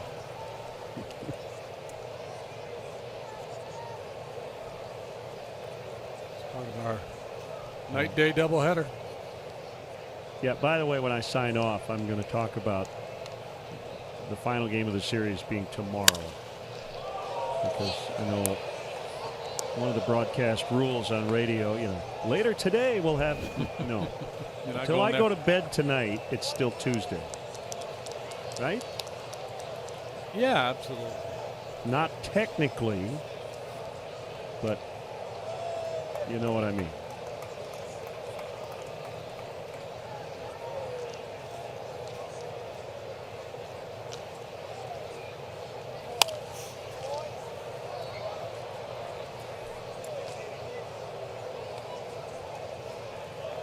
Is there rain in the forecast tomorrow? I think as does it a matter? general rule, there's rain always this time of the year. In the summertime in Atlanta, that pop-up thunderstorm is always lurking.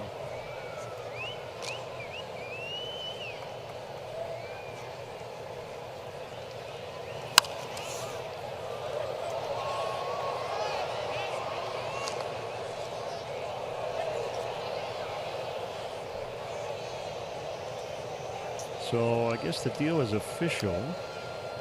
It's being reported, the White Sox-Yankees trade. And it's a big one. A lot of players involved.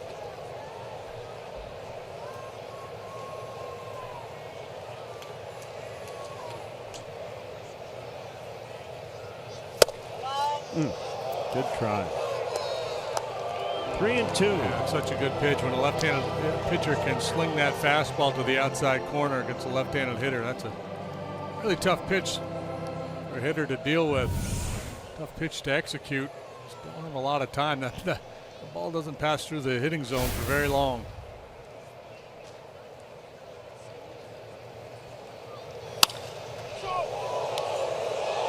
White Sox got a couple of Yankee prospects. Tyler Clippard.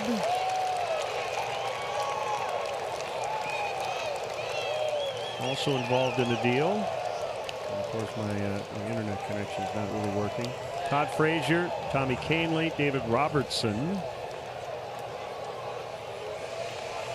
Headed to the Yanks.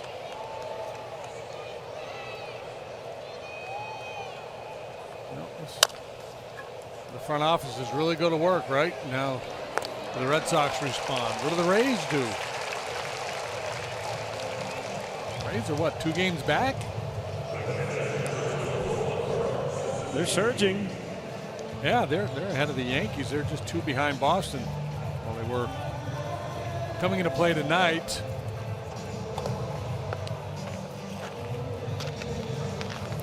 Jays have taken a 4-3 lead over the Red Sox in the 11th at Fenway.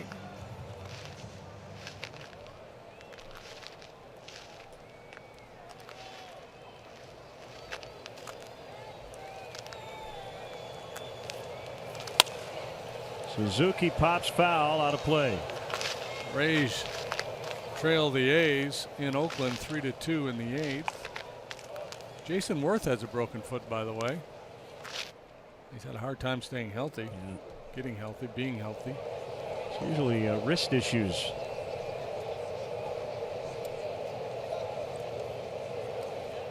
Has been on several occasions in his career. Swing and a miss, 0-2.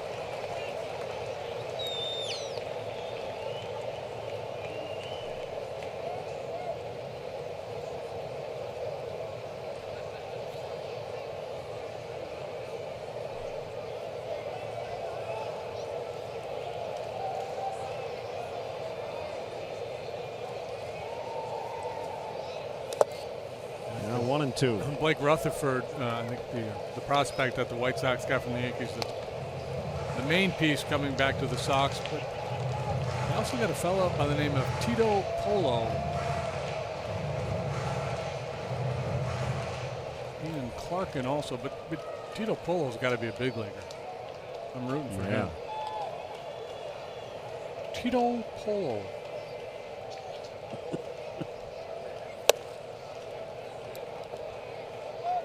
Does he wear a really big shoe? Pedro Strop getting loose in the Cubs bullpen.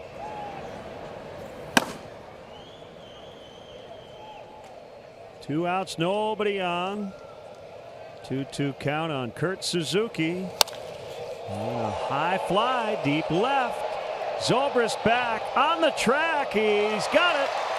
Just enough room. And the inning is over. Dunsing can laugh as he goes 1-2-3 to the 7th. Cubs 5, Braves 1.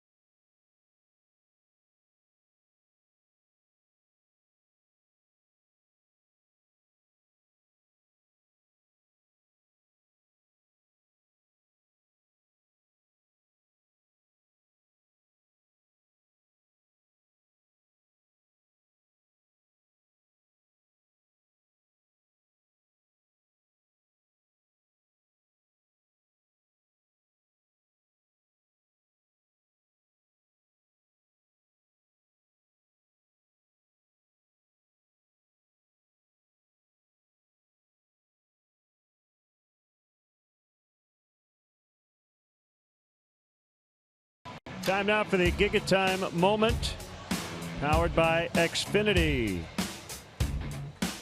Mercurial weather and a beautiful sunset.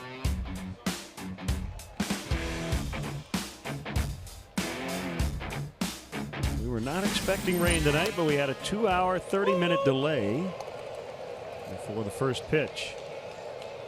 We have played without incident since.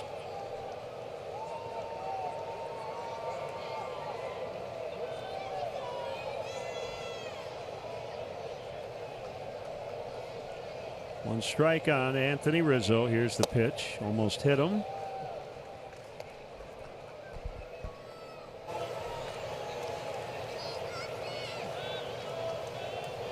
If it did, it would be a multi-hit game because curveball off the arm his first time up. The other way. Kemp's got it.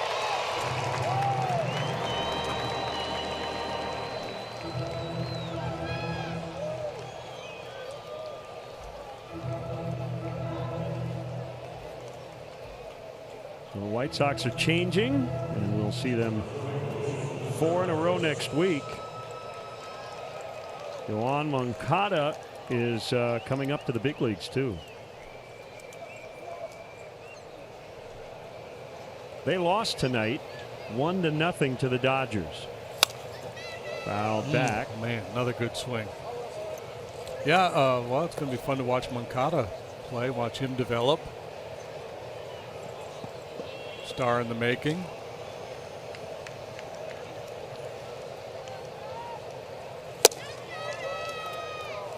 Always nice if you're going to trade away some veteran pieces to be able to bring a kid like that to the big leagues and give your fans something to rally behind.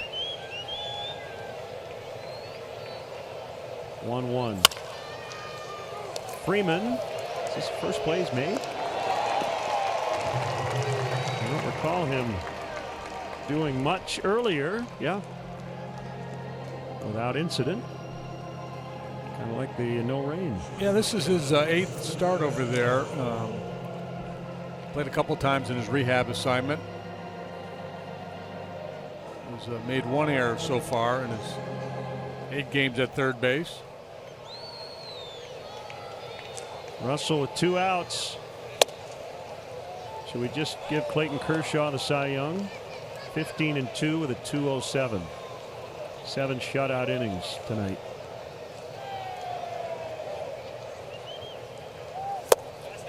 Well, Scherzer's probably going to keep making some noise. Let's see here. Max has got a 2.01. Okay. Yeah, so we shouldn't give it to him just yet.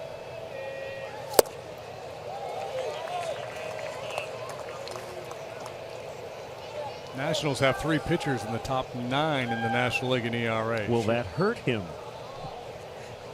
No. Kind of like the Hendricks Lester. Yeah, I don't think it should.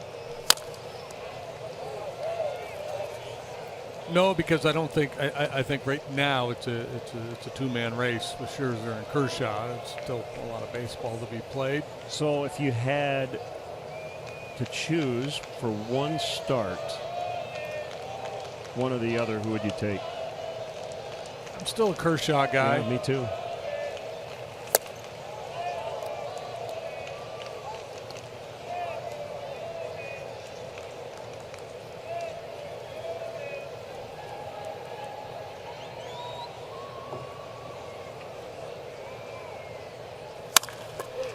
Freeman again.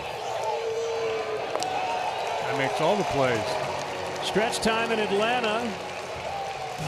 And it's all Cubs tonight.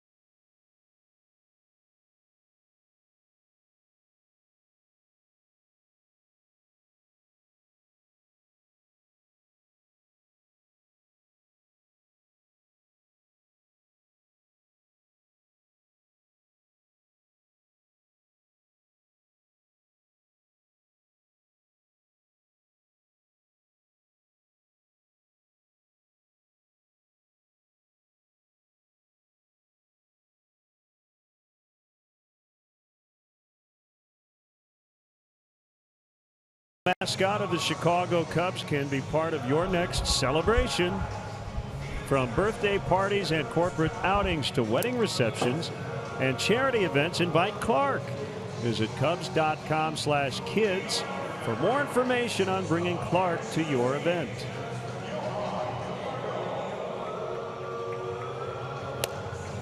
Pedro Strop, after Dunsing worked 1, 2, 3, 6th. Camargo, a pinch hitter, and then Inciarte. Well, this Brave club is pretty good in terms of coming from behind. Saw that last night as they rallied, almost tied or perhaps even won that ball game in the 9th last night. So there's still some work to be done here. That's a big drum.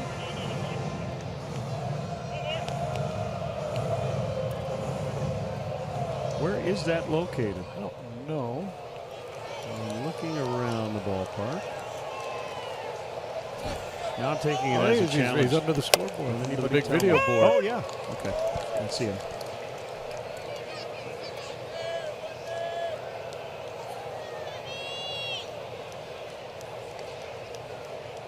One strike on Camargo. Now 1-1.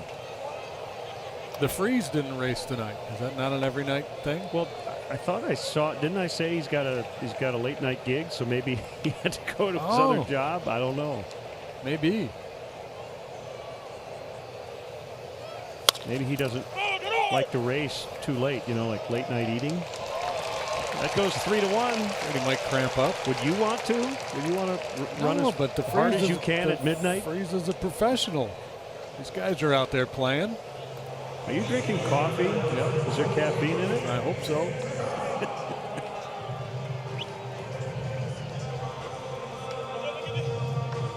Danny Santana will pinch hit. Switch hitter batting from the left side.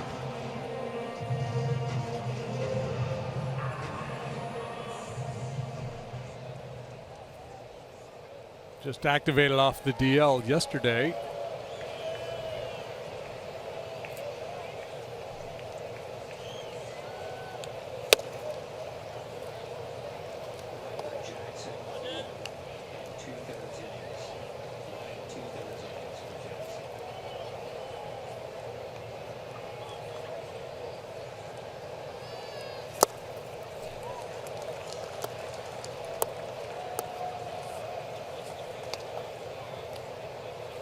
John Lackey, 5 innings, 1 run.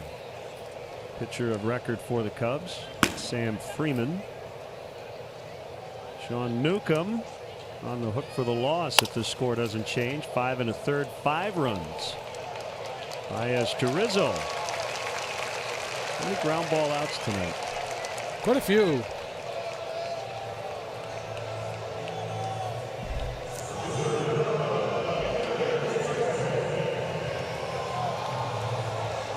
I got 9. Okay.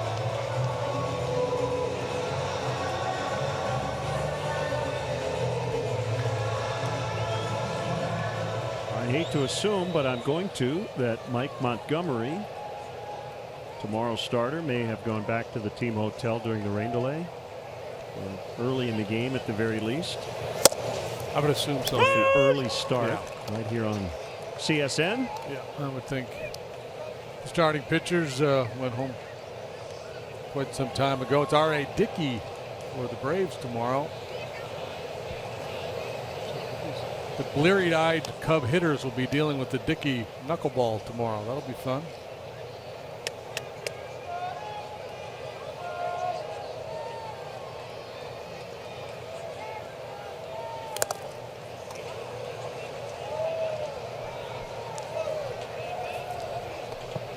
That will wrap up the series.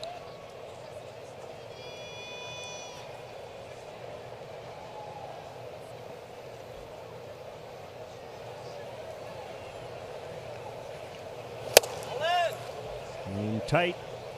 97 from Pedro.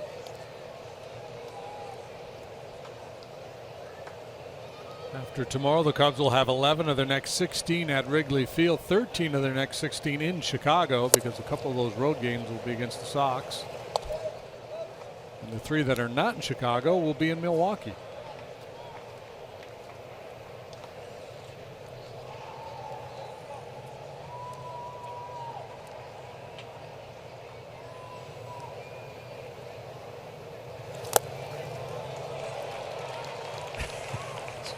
Ciarte. Look at this stroke like, that's not fair.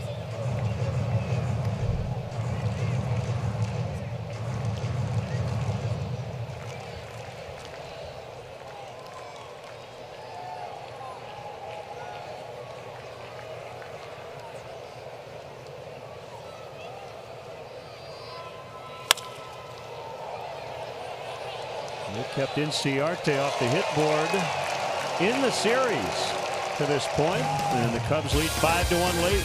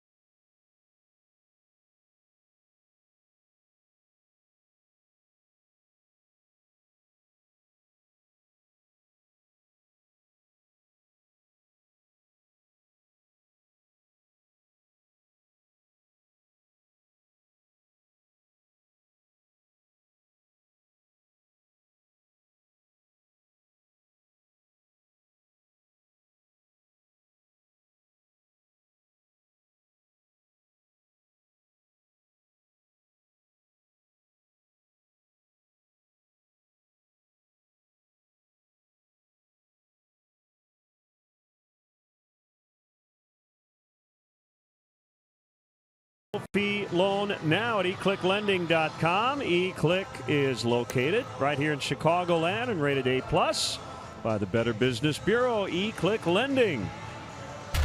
Oh yeah, boom, your mortgage just happened. Sure that wasn't thunder?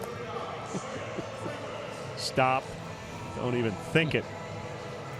And they have all the Freeman on this team. Ready at third, and now Sam, the lefty, comes into the ball game. He's doing that for the 28th time. He's 1-0 with a 4.15 ERA. Saw him with the Cardinals off and on over the last 3 or 4 years. He's also been with the Rangers and the Brewers. 7 appearances for Milwaukee last year.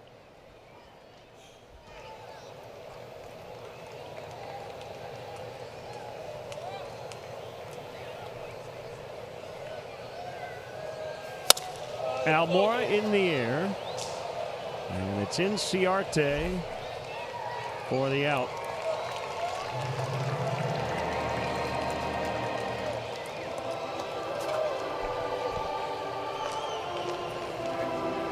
That's Carl Edwards Jr.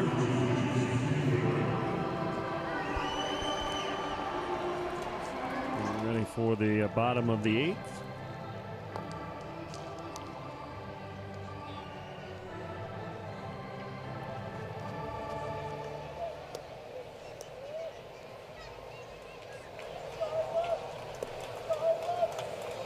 Two hits for Hayward tonight.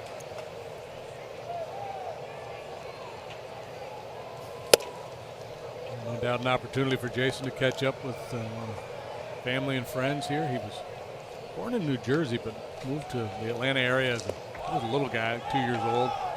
McDonough. 25 minutes south of Turner Field. Bounce to first. And Adams will take it to the bag. Hefty home run time. Baez tied it with a leadoff homer in the third. And then later in that inning, Wilson Contreras gave the Cubs the lead with a 3-run shot. Two very impressive swings of the bat. So they hit 10 home runs in Baltimore. Just the one last night, huh, Anthony? 13 so far on this roadie. 5 games.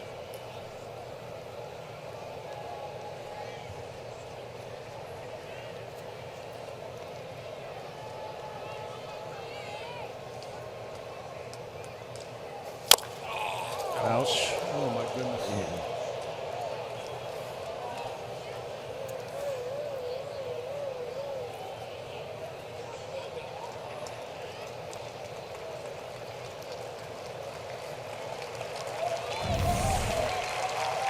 Good to see him bounce up so quickly. Good thing he's got the protection down there.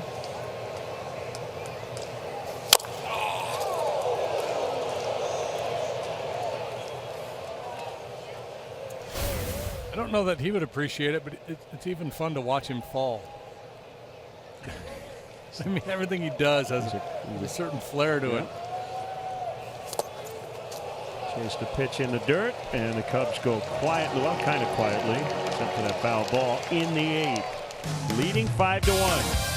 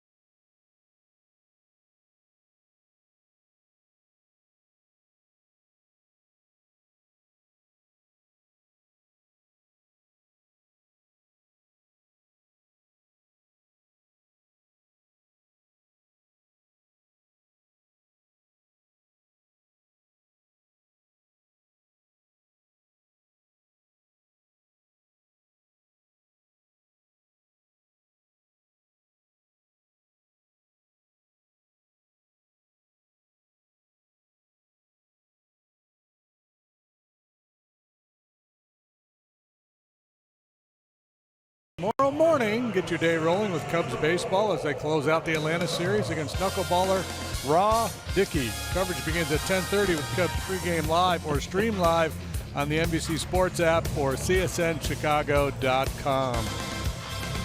It's RA, but those of us in the business, we call them Raw or Ra. Here's Carl Edwards Jr.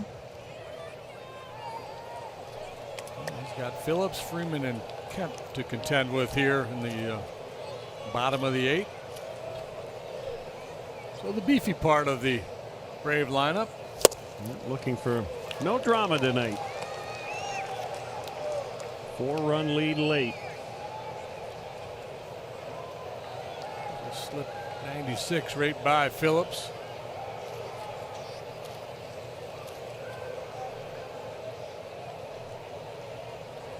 The pitch. 1-1.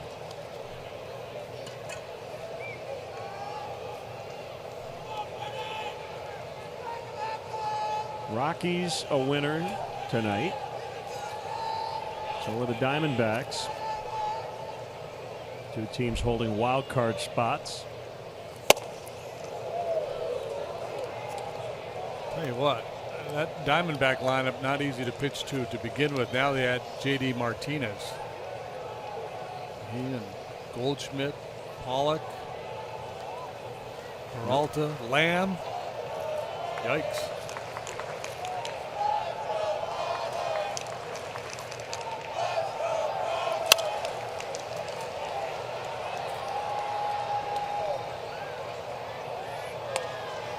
The Diamondbacks beat the Reds 11-2. I feel like the Reds have given up a ton of runs here lately.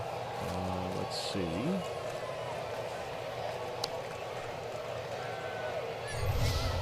They've given up double digits 3 of the last 4 games. No. Yes. 10, 14, 6, and 11. Allowed by their pitching staff. Base hit to lead off the Braves 8. Their first hit since the 4th. The story last night, they had 3 hits through 3, did not have another hit until the 9th, and they strung 3 consecutive hits together.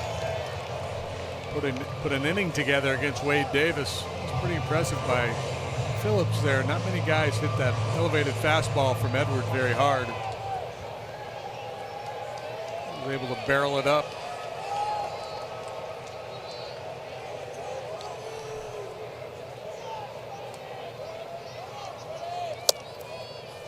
Curve right in there on the other Freeman, Freddie.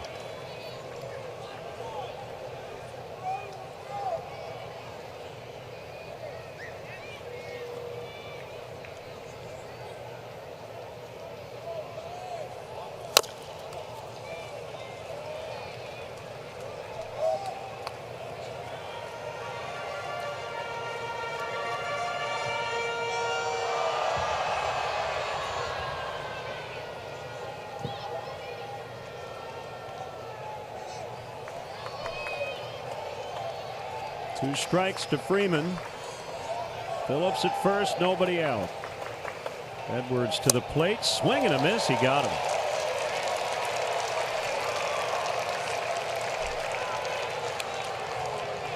That's 1 here in the 8th. That's just his second strikeout for Cubs pitching tonight.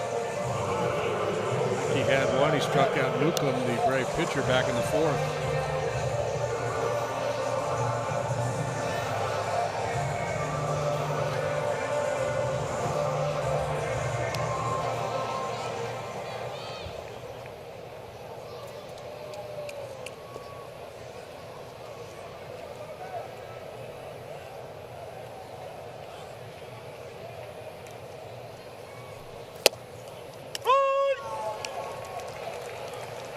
To Kemp. See the story about the Mariner minor leaguers and their Uber trip? No, I did not. Mark Lowe, the veteran pitcher, Vogelbach, the former Cub farmhand, a couple other guys decided they were going to get their own flight. Okay. Yeah, because the team flight, there's no charters in the minor leagues, and a lot of times they take the first flight in the morning. And so they were going to have to get up at like 3 in the morning to get the flight from Phoenix to Albuquerque. So these guys decided they would buy their own air tickets, and the flight got canceled, so they had to take a $683 Uber ride from Phoenix to Albuquerque.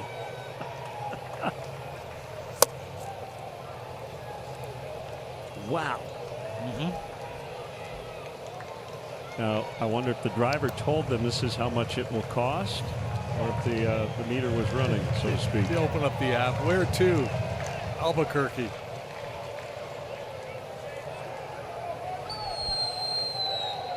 They said the driver was great. It was a lot of fun. He was willing to take them. Yep, was behind that 96, 2-2.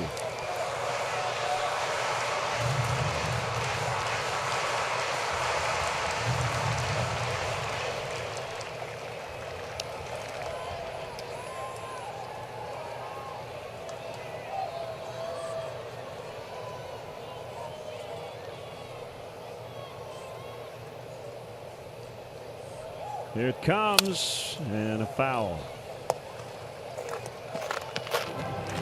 Michael Wacha, terrific. And the Cardinals tonight in their 5-0 win at the Mets.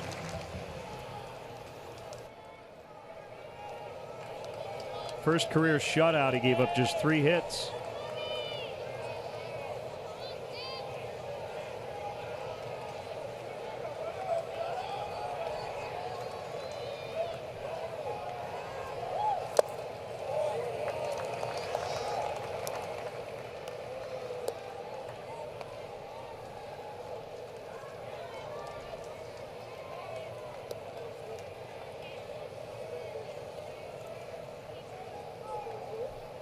Matt Carpenter had 4 hits.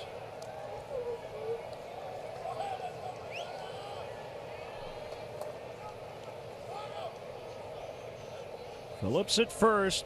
3-2 on Kemp. I'll try it again. Kemp has bounced into 18 double plays, most in the National League.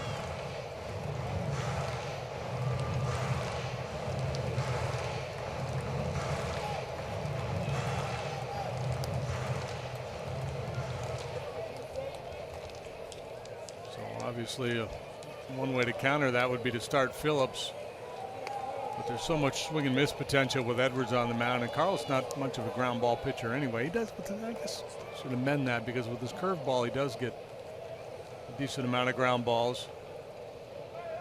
But I think from the Braves' point of view, the swing and miss strikeout would be a more likely scenario.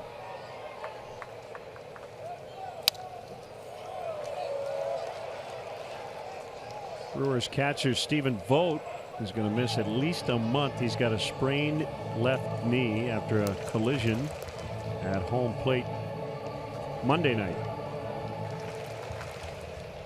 Run into by Pirates pitcher Chad Kuhl.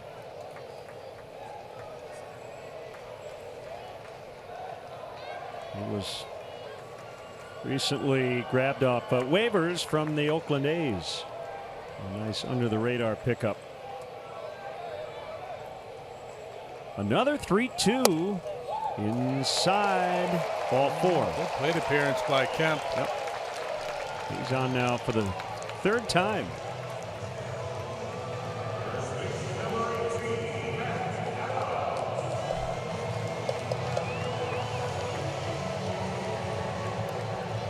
Chris Bosio will head out.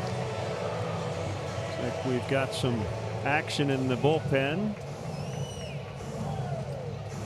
Hector Rondon sighting. Yep. So Hector gets loose. As Edwards will face Matt Adams. Edwards has been pretty dominant this year. He's had a couple of clunkers. He's allowed 9 earned runs this season. 6 of those coming in 2 appearances. A couple real ugly ones.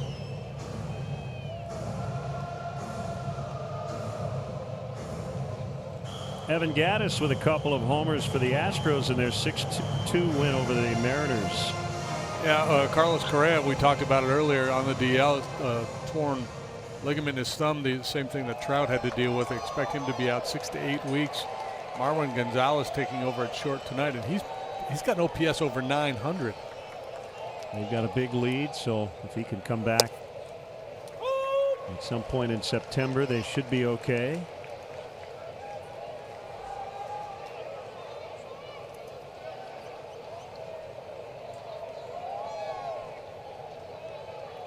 And strike on Adams. Home run threat.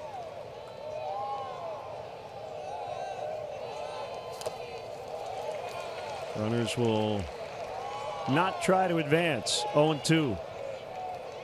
There's a lot of chase in his game too, especially once you get the jump on him. The curveball down like we just saw, or maybe fastball way up.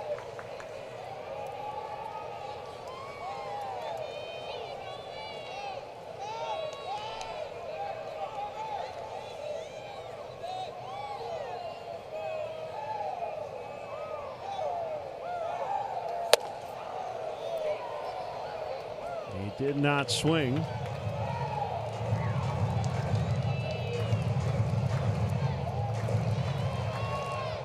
0 for 3 tonight. His second at bat in the third. He had a rocket to right.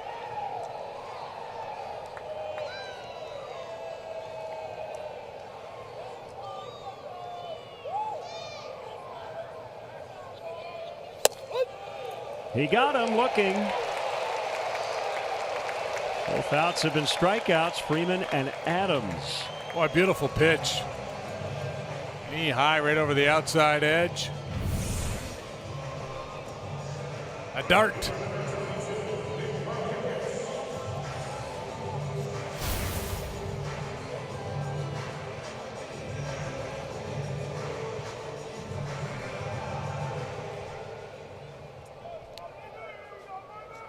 Braves have one run tonight, courtesy Markakis. That was a go-ahead homer in the second. But then the Cubs came back, put up 4 in the third, and have led since.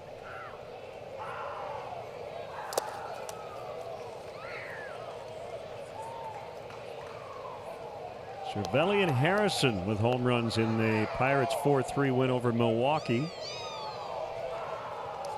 Yankees beat the Twins in Bartolo Colon's Minnesota debut 6-3.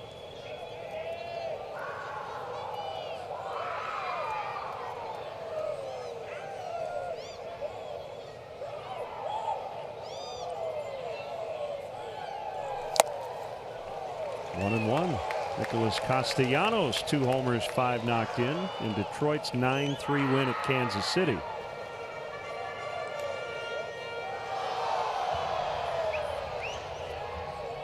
Tigers have won 4 in a row.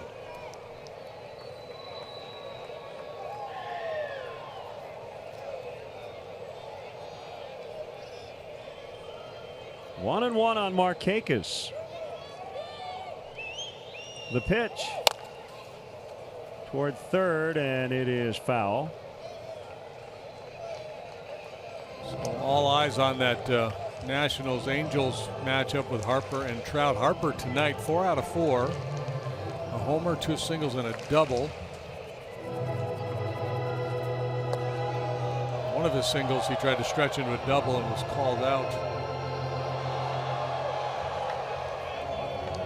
Ooh, the Red Sox tied the Jays, so they're 4-4 in the 14th now. The Red Sox played what, 16 on Saturday. And a loss to the Yankees.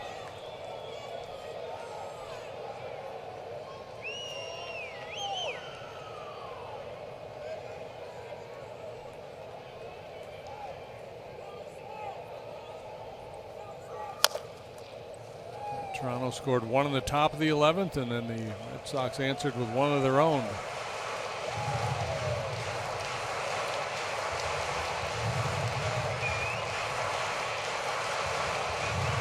Kel Franco, tie-breaking homer in the 8th, and the Phillies beat the Marlins 5-2. Giancarlo Stanton hit his National League leading 29th for the Fish.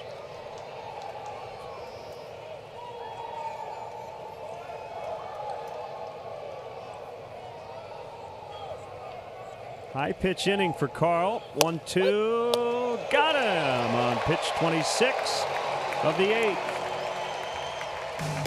2 Braves left. 5-1 Cubs.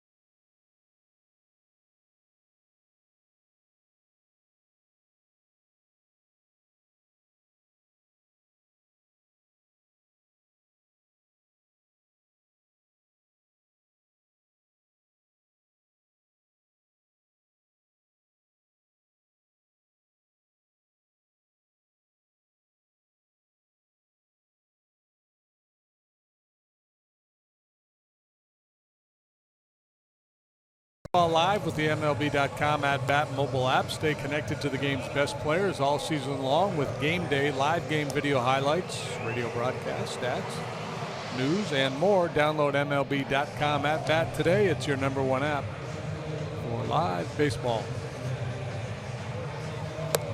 Hey, somebody tweeted at Larry the Cable Guy that we were talking about him tonight, and he tweeted back. Cool. Yeah.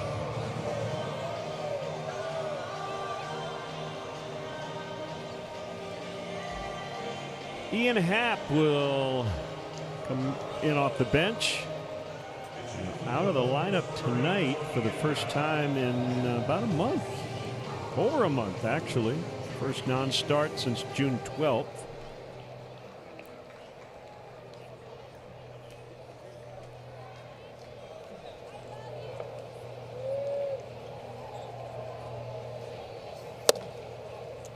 And a strike called.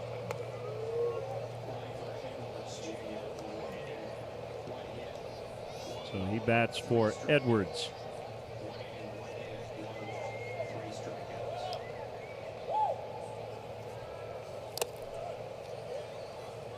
Well, usually when you start to put together a little bit of a winning streak, you end up playing a little bit short in your bullpen because you've had to use your high leverage guys to close out wins. But a couple blowout wins in Baltimore.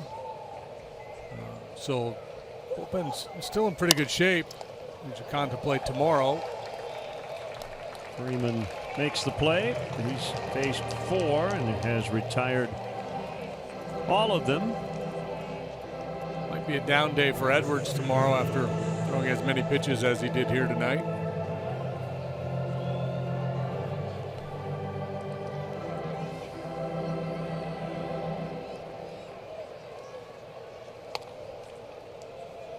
I assume we're going to see Hector in the 9th. Maybe Davis warming behind him.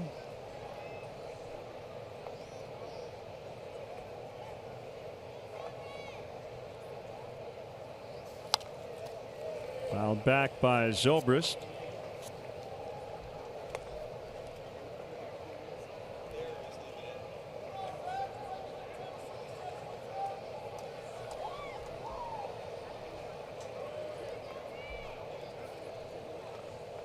I suppose I should be careful in saying this, but smacked on the ground to the shortstop, Camargo. You know, you get to this point after a long rain delay. A lot of fans have left. You always end up having 1 or 2 loud hecklers near field microphones. It's been pretty calm. Haven't heard any of the howling we hear. Where is it? Cincinnati? Cincinnati, Pittsburgh. I heard a couple. I thought I heard a couple of those. Okay. Whoops. But yeah, I think it's Cincinnati where they kind of just run with it.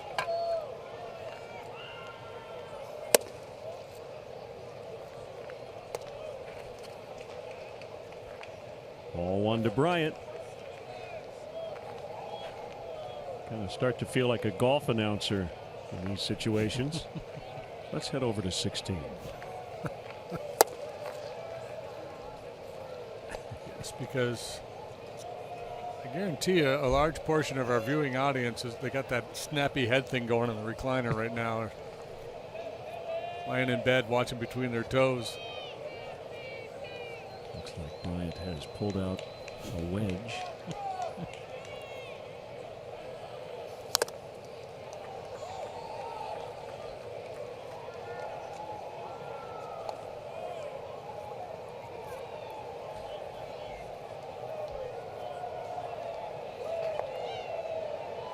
And now they're howling.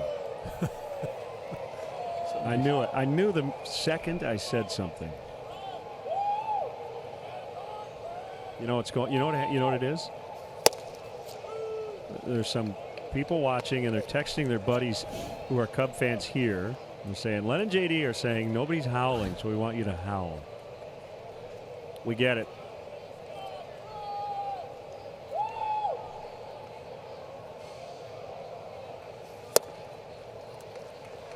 And ball 4.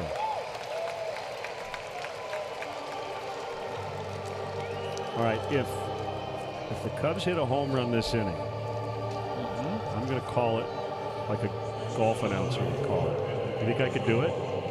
Absolutely, you can. No, I would probably get crushed by some who would say, man, he didn't get excited. But if we know the bit, it'll be really hard to not get excited. But I think I can do it. Is it a worthwhile venture? Absolutely. Okay. I think the other thing would be to scream as loud as possible to wake everybody up. No, I don't want to do that.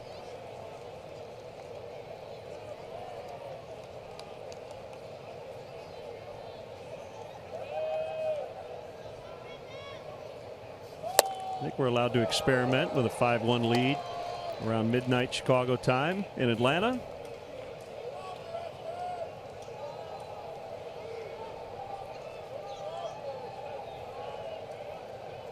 Oh, he gave that one the full treatment, didn't he? The thing is, I don't watch a lot of golf, so I have to kind of make it up. I just know that they're very respectfully quiet in most cases.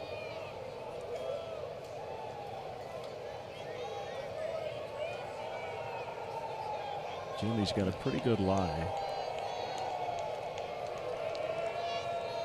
Looks like about 115 to the pin. 3-1. Now, if you've ever listened to golf on the radio, that has a different sound to it. Because they do get excited. It's rolling towards the hole, and it's getting close, and it's in the hole.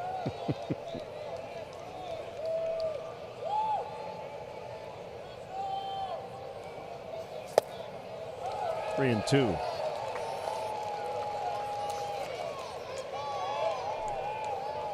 Well, here you go. This could be it right here.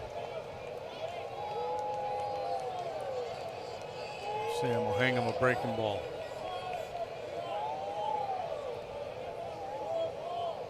Bryant goes, and I think he got nicked. He did.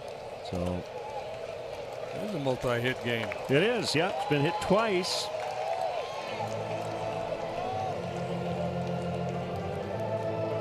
Now here's your candidate. The way Contreras has been swinging the bat.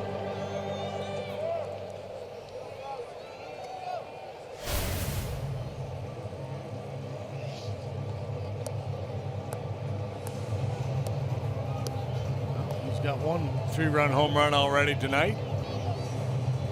Freeman has been on the big league scene since 2012 when he first came up with St. Louis. Up and down, more time at AAA than the big leagues over these years, but certainly has good enough stuff. Command, it's always been an issue for him.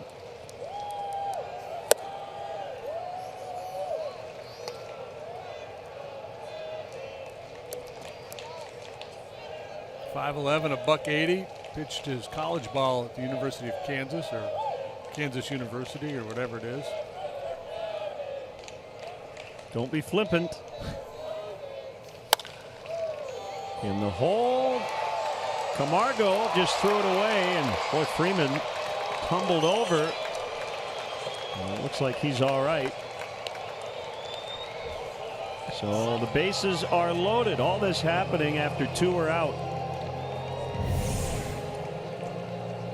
Mishandled by Camargo, then he has to hurry the throw to third base. Yeah, collision there, and it looks like he came out of it okay. And then the real fun began as the ball was rolling along the backstop, and Suzuki was trying to stalk it. Had the hardest time tracking it down.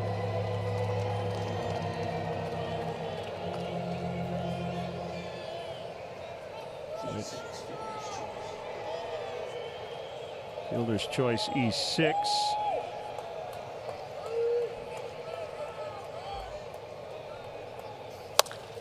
Ground ball. Oh, Freeman can do it at both corners. Another run-saving play. So we go to the bottom of the ninth. 5-1 Cubs.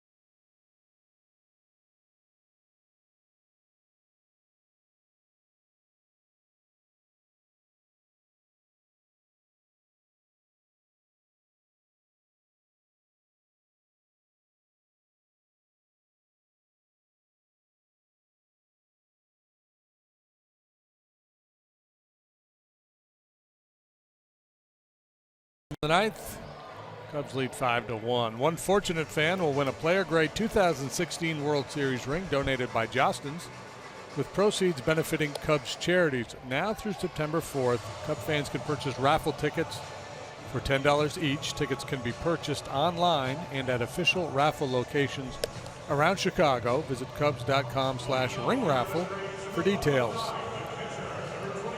Kayla Brewer is watching us from San Diego. Not quite as late there. That's Ian Happ. He's playing left. And the new pitcher is Hector Rondon. Second appearance on the road trip for Hector. He pitched a scoreless inning Saturday in Baltimore in the 10-3 win. Allowed a hit. Nothing else. 3.79 ERA, pitching for the 38th time.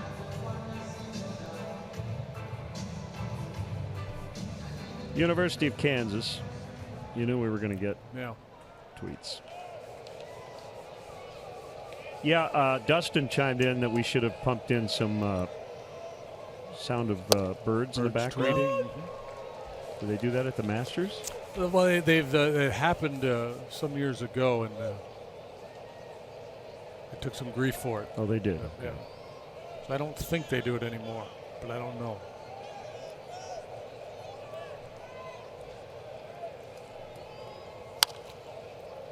It's a tradition like no other. You and I could never do the Masters with all the rules they have. Yeah, with what you can say, and like David Fairty got how you describe the grounds and the flowers and all that stuff. Yeah. Well, I read a note today that is, I think it's Suzuki strikes out. I don't know if it's NBC, but whoever has the rights to the British Open, they can't call it the British Open. Call it the Open Championship. Open Championship. Really?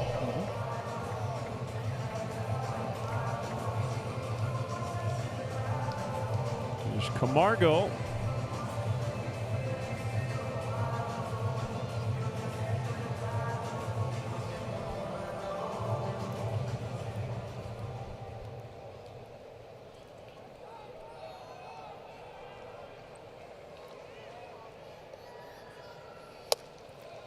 Nice opportunity for Hector here. Not a safe situation, but a 4-run lead in the ninth for the former closer to be out there to finish it off in the ninth. It's been an up and down season for him. Man, it's KU. It's Kansas University. I was duped. I thought that was right.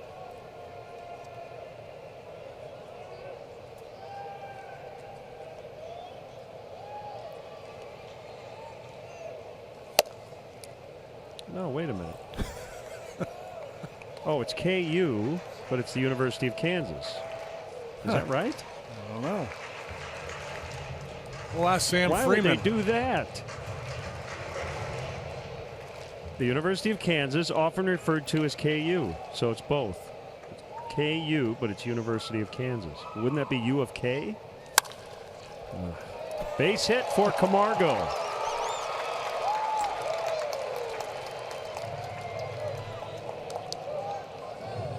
So actually your confusion was merited, yeah. Definitely merited. Sean Rodriguez will pinch hit. Just came off the DL, left shoulder surgery due to a bad car accident before the season. Yeah, he did not perform well in his rehab assignment, and did not have a good night last night either. Committed an error, took an offer with a couple of punch outs. Just trying to work his way back into playing shape, get into the flow of the season.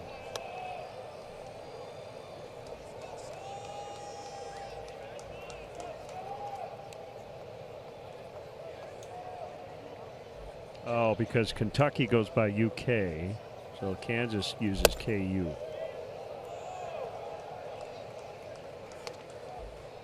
Okay. I mean UK. You should write a little note so you know that. 1-1 the count. How about a double play ball?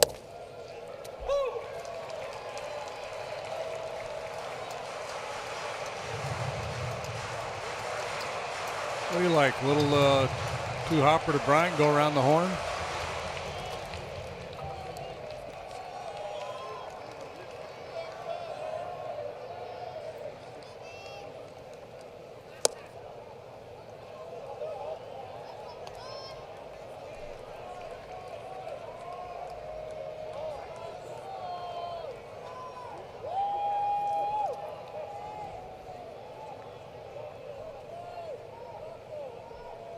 He's been with the Cubs since 2013.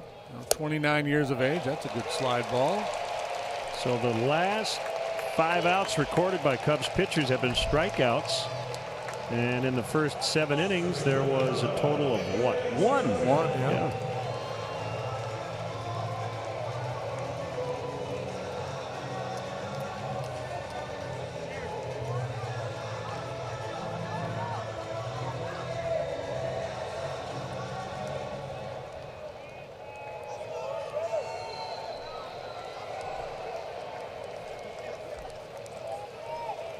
Inciarte, 2 outs, 9th inning, and a check swing foul.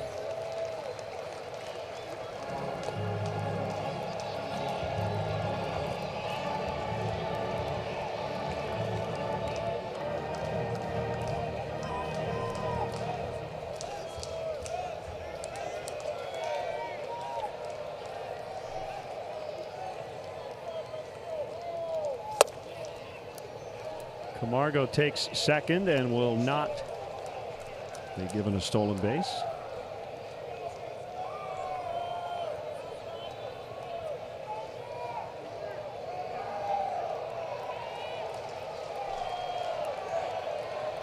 Home runs tonight. Baez and Contreras both in the 3rd. Swing and a miss. 1-2. Maybe a couple of thousand left in the ballpark, and I'd say more than half are Cub fans.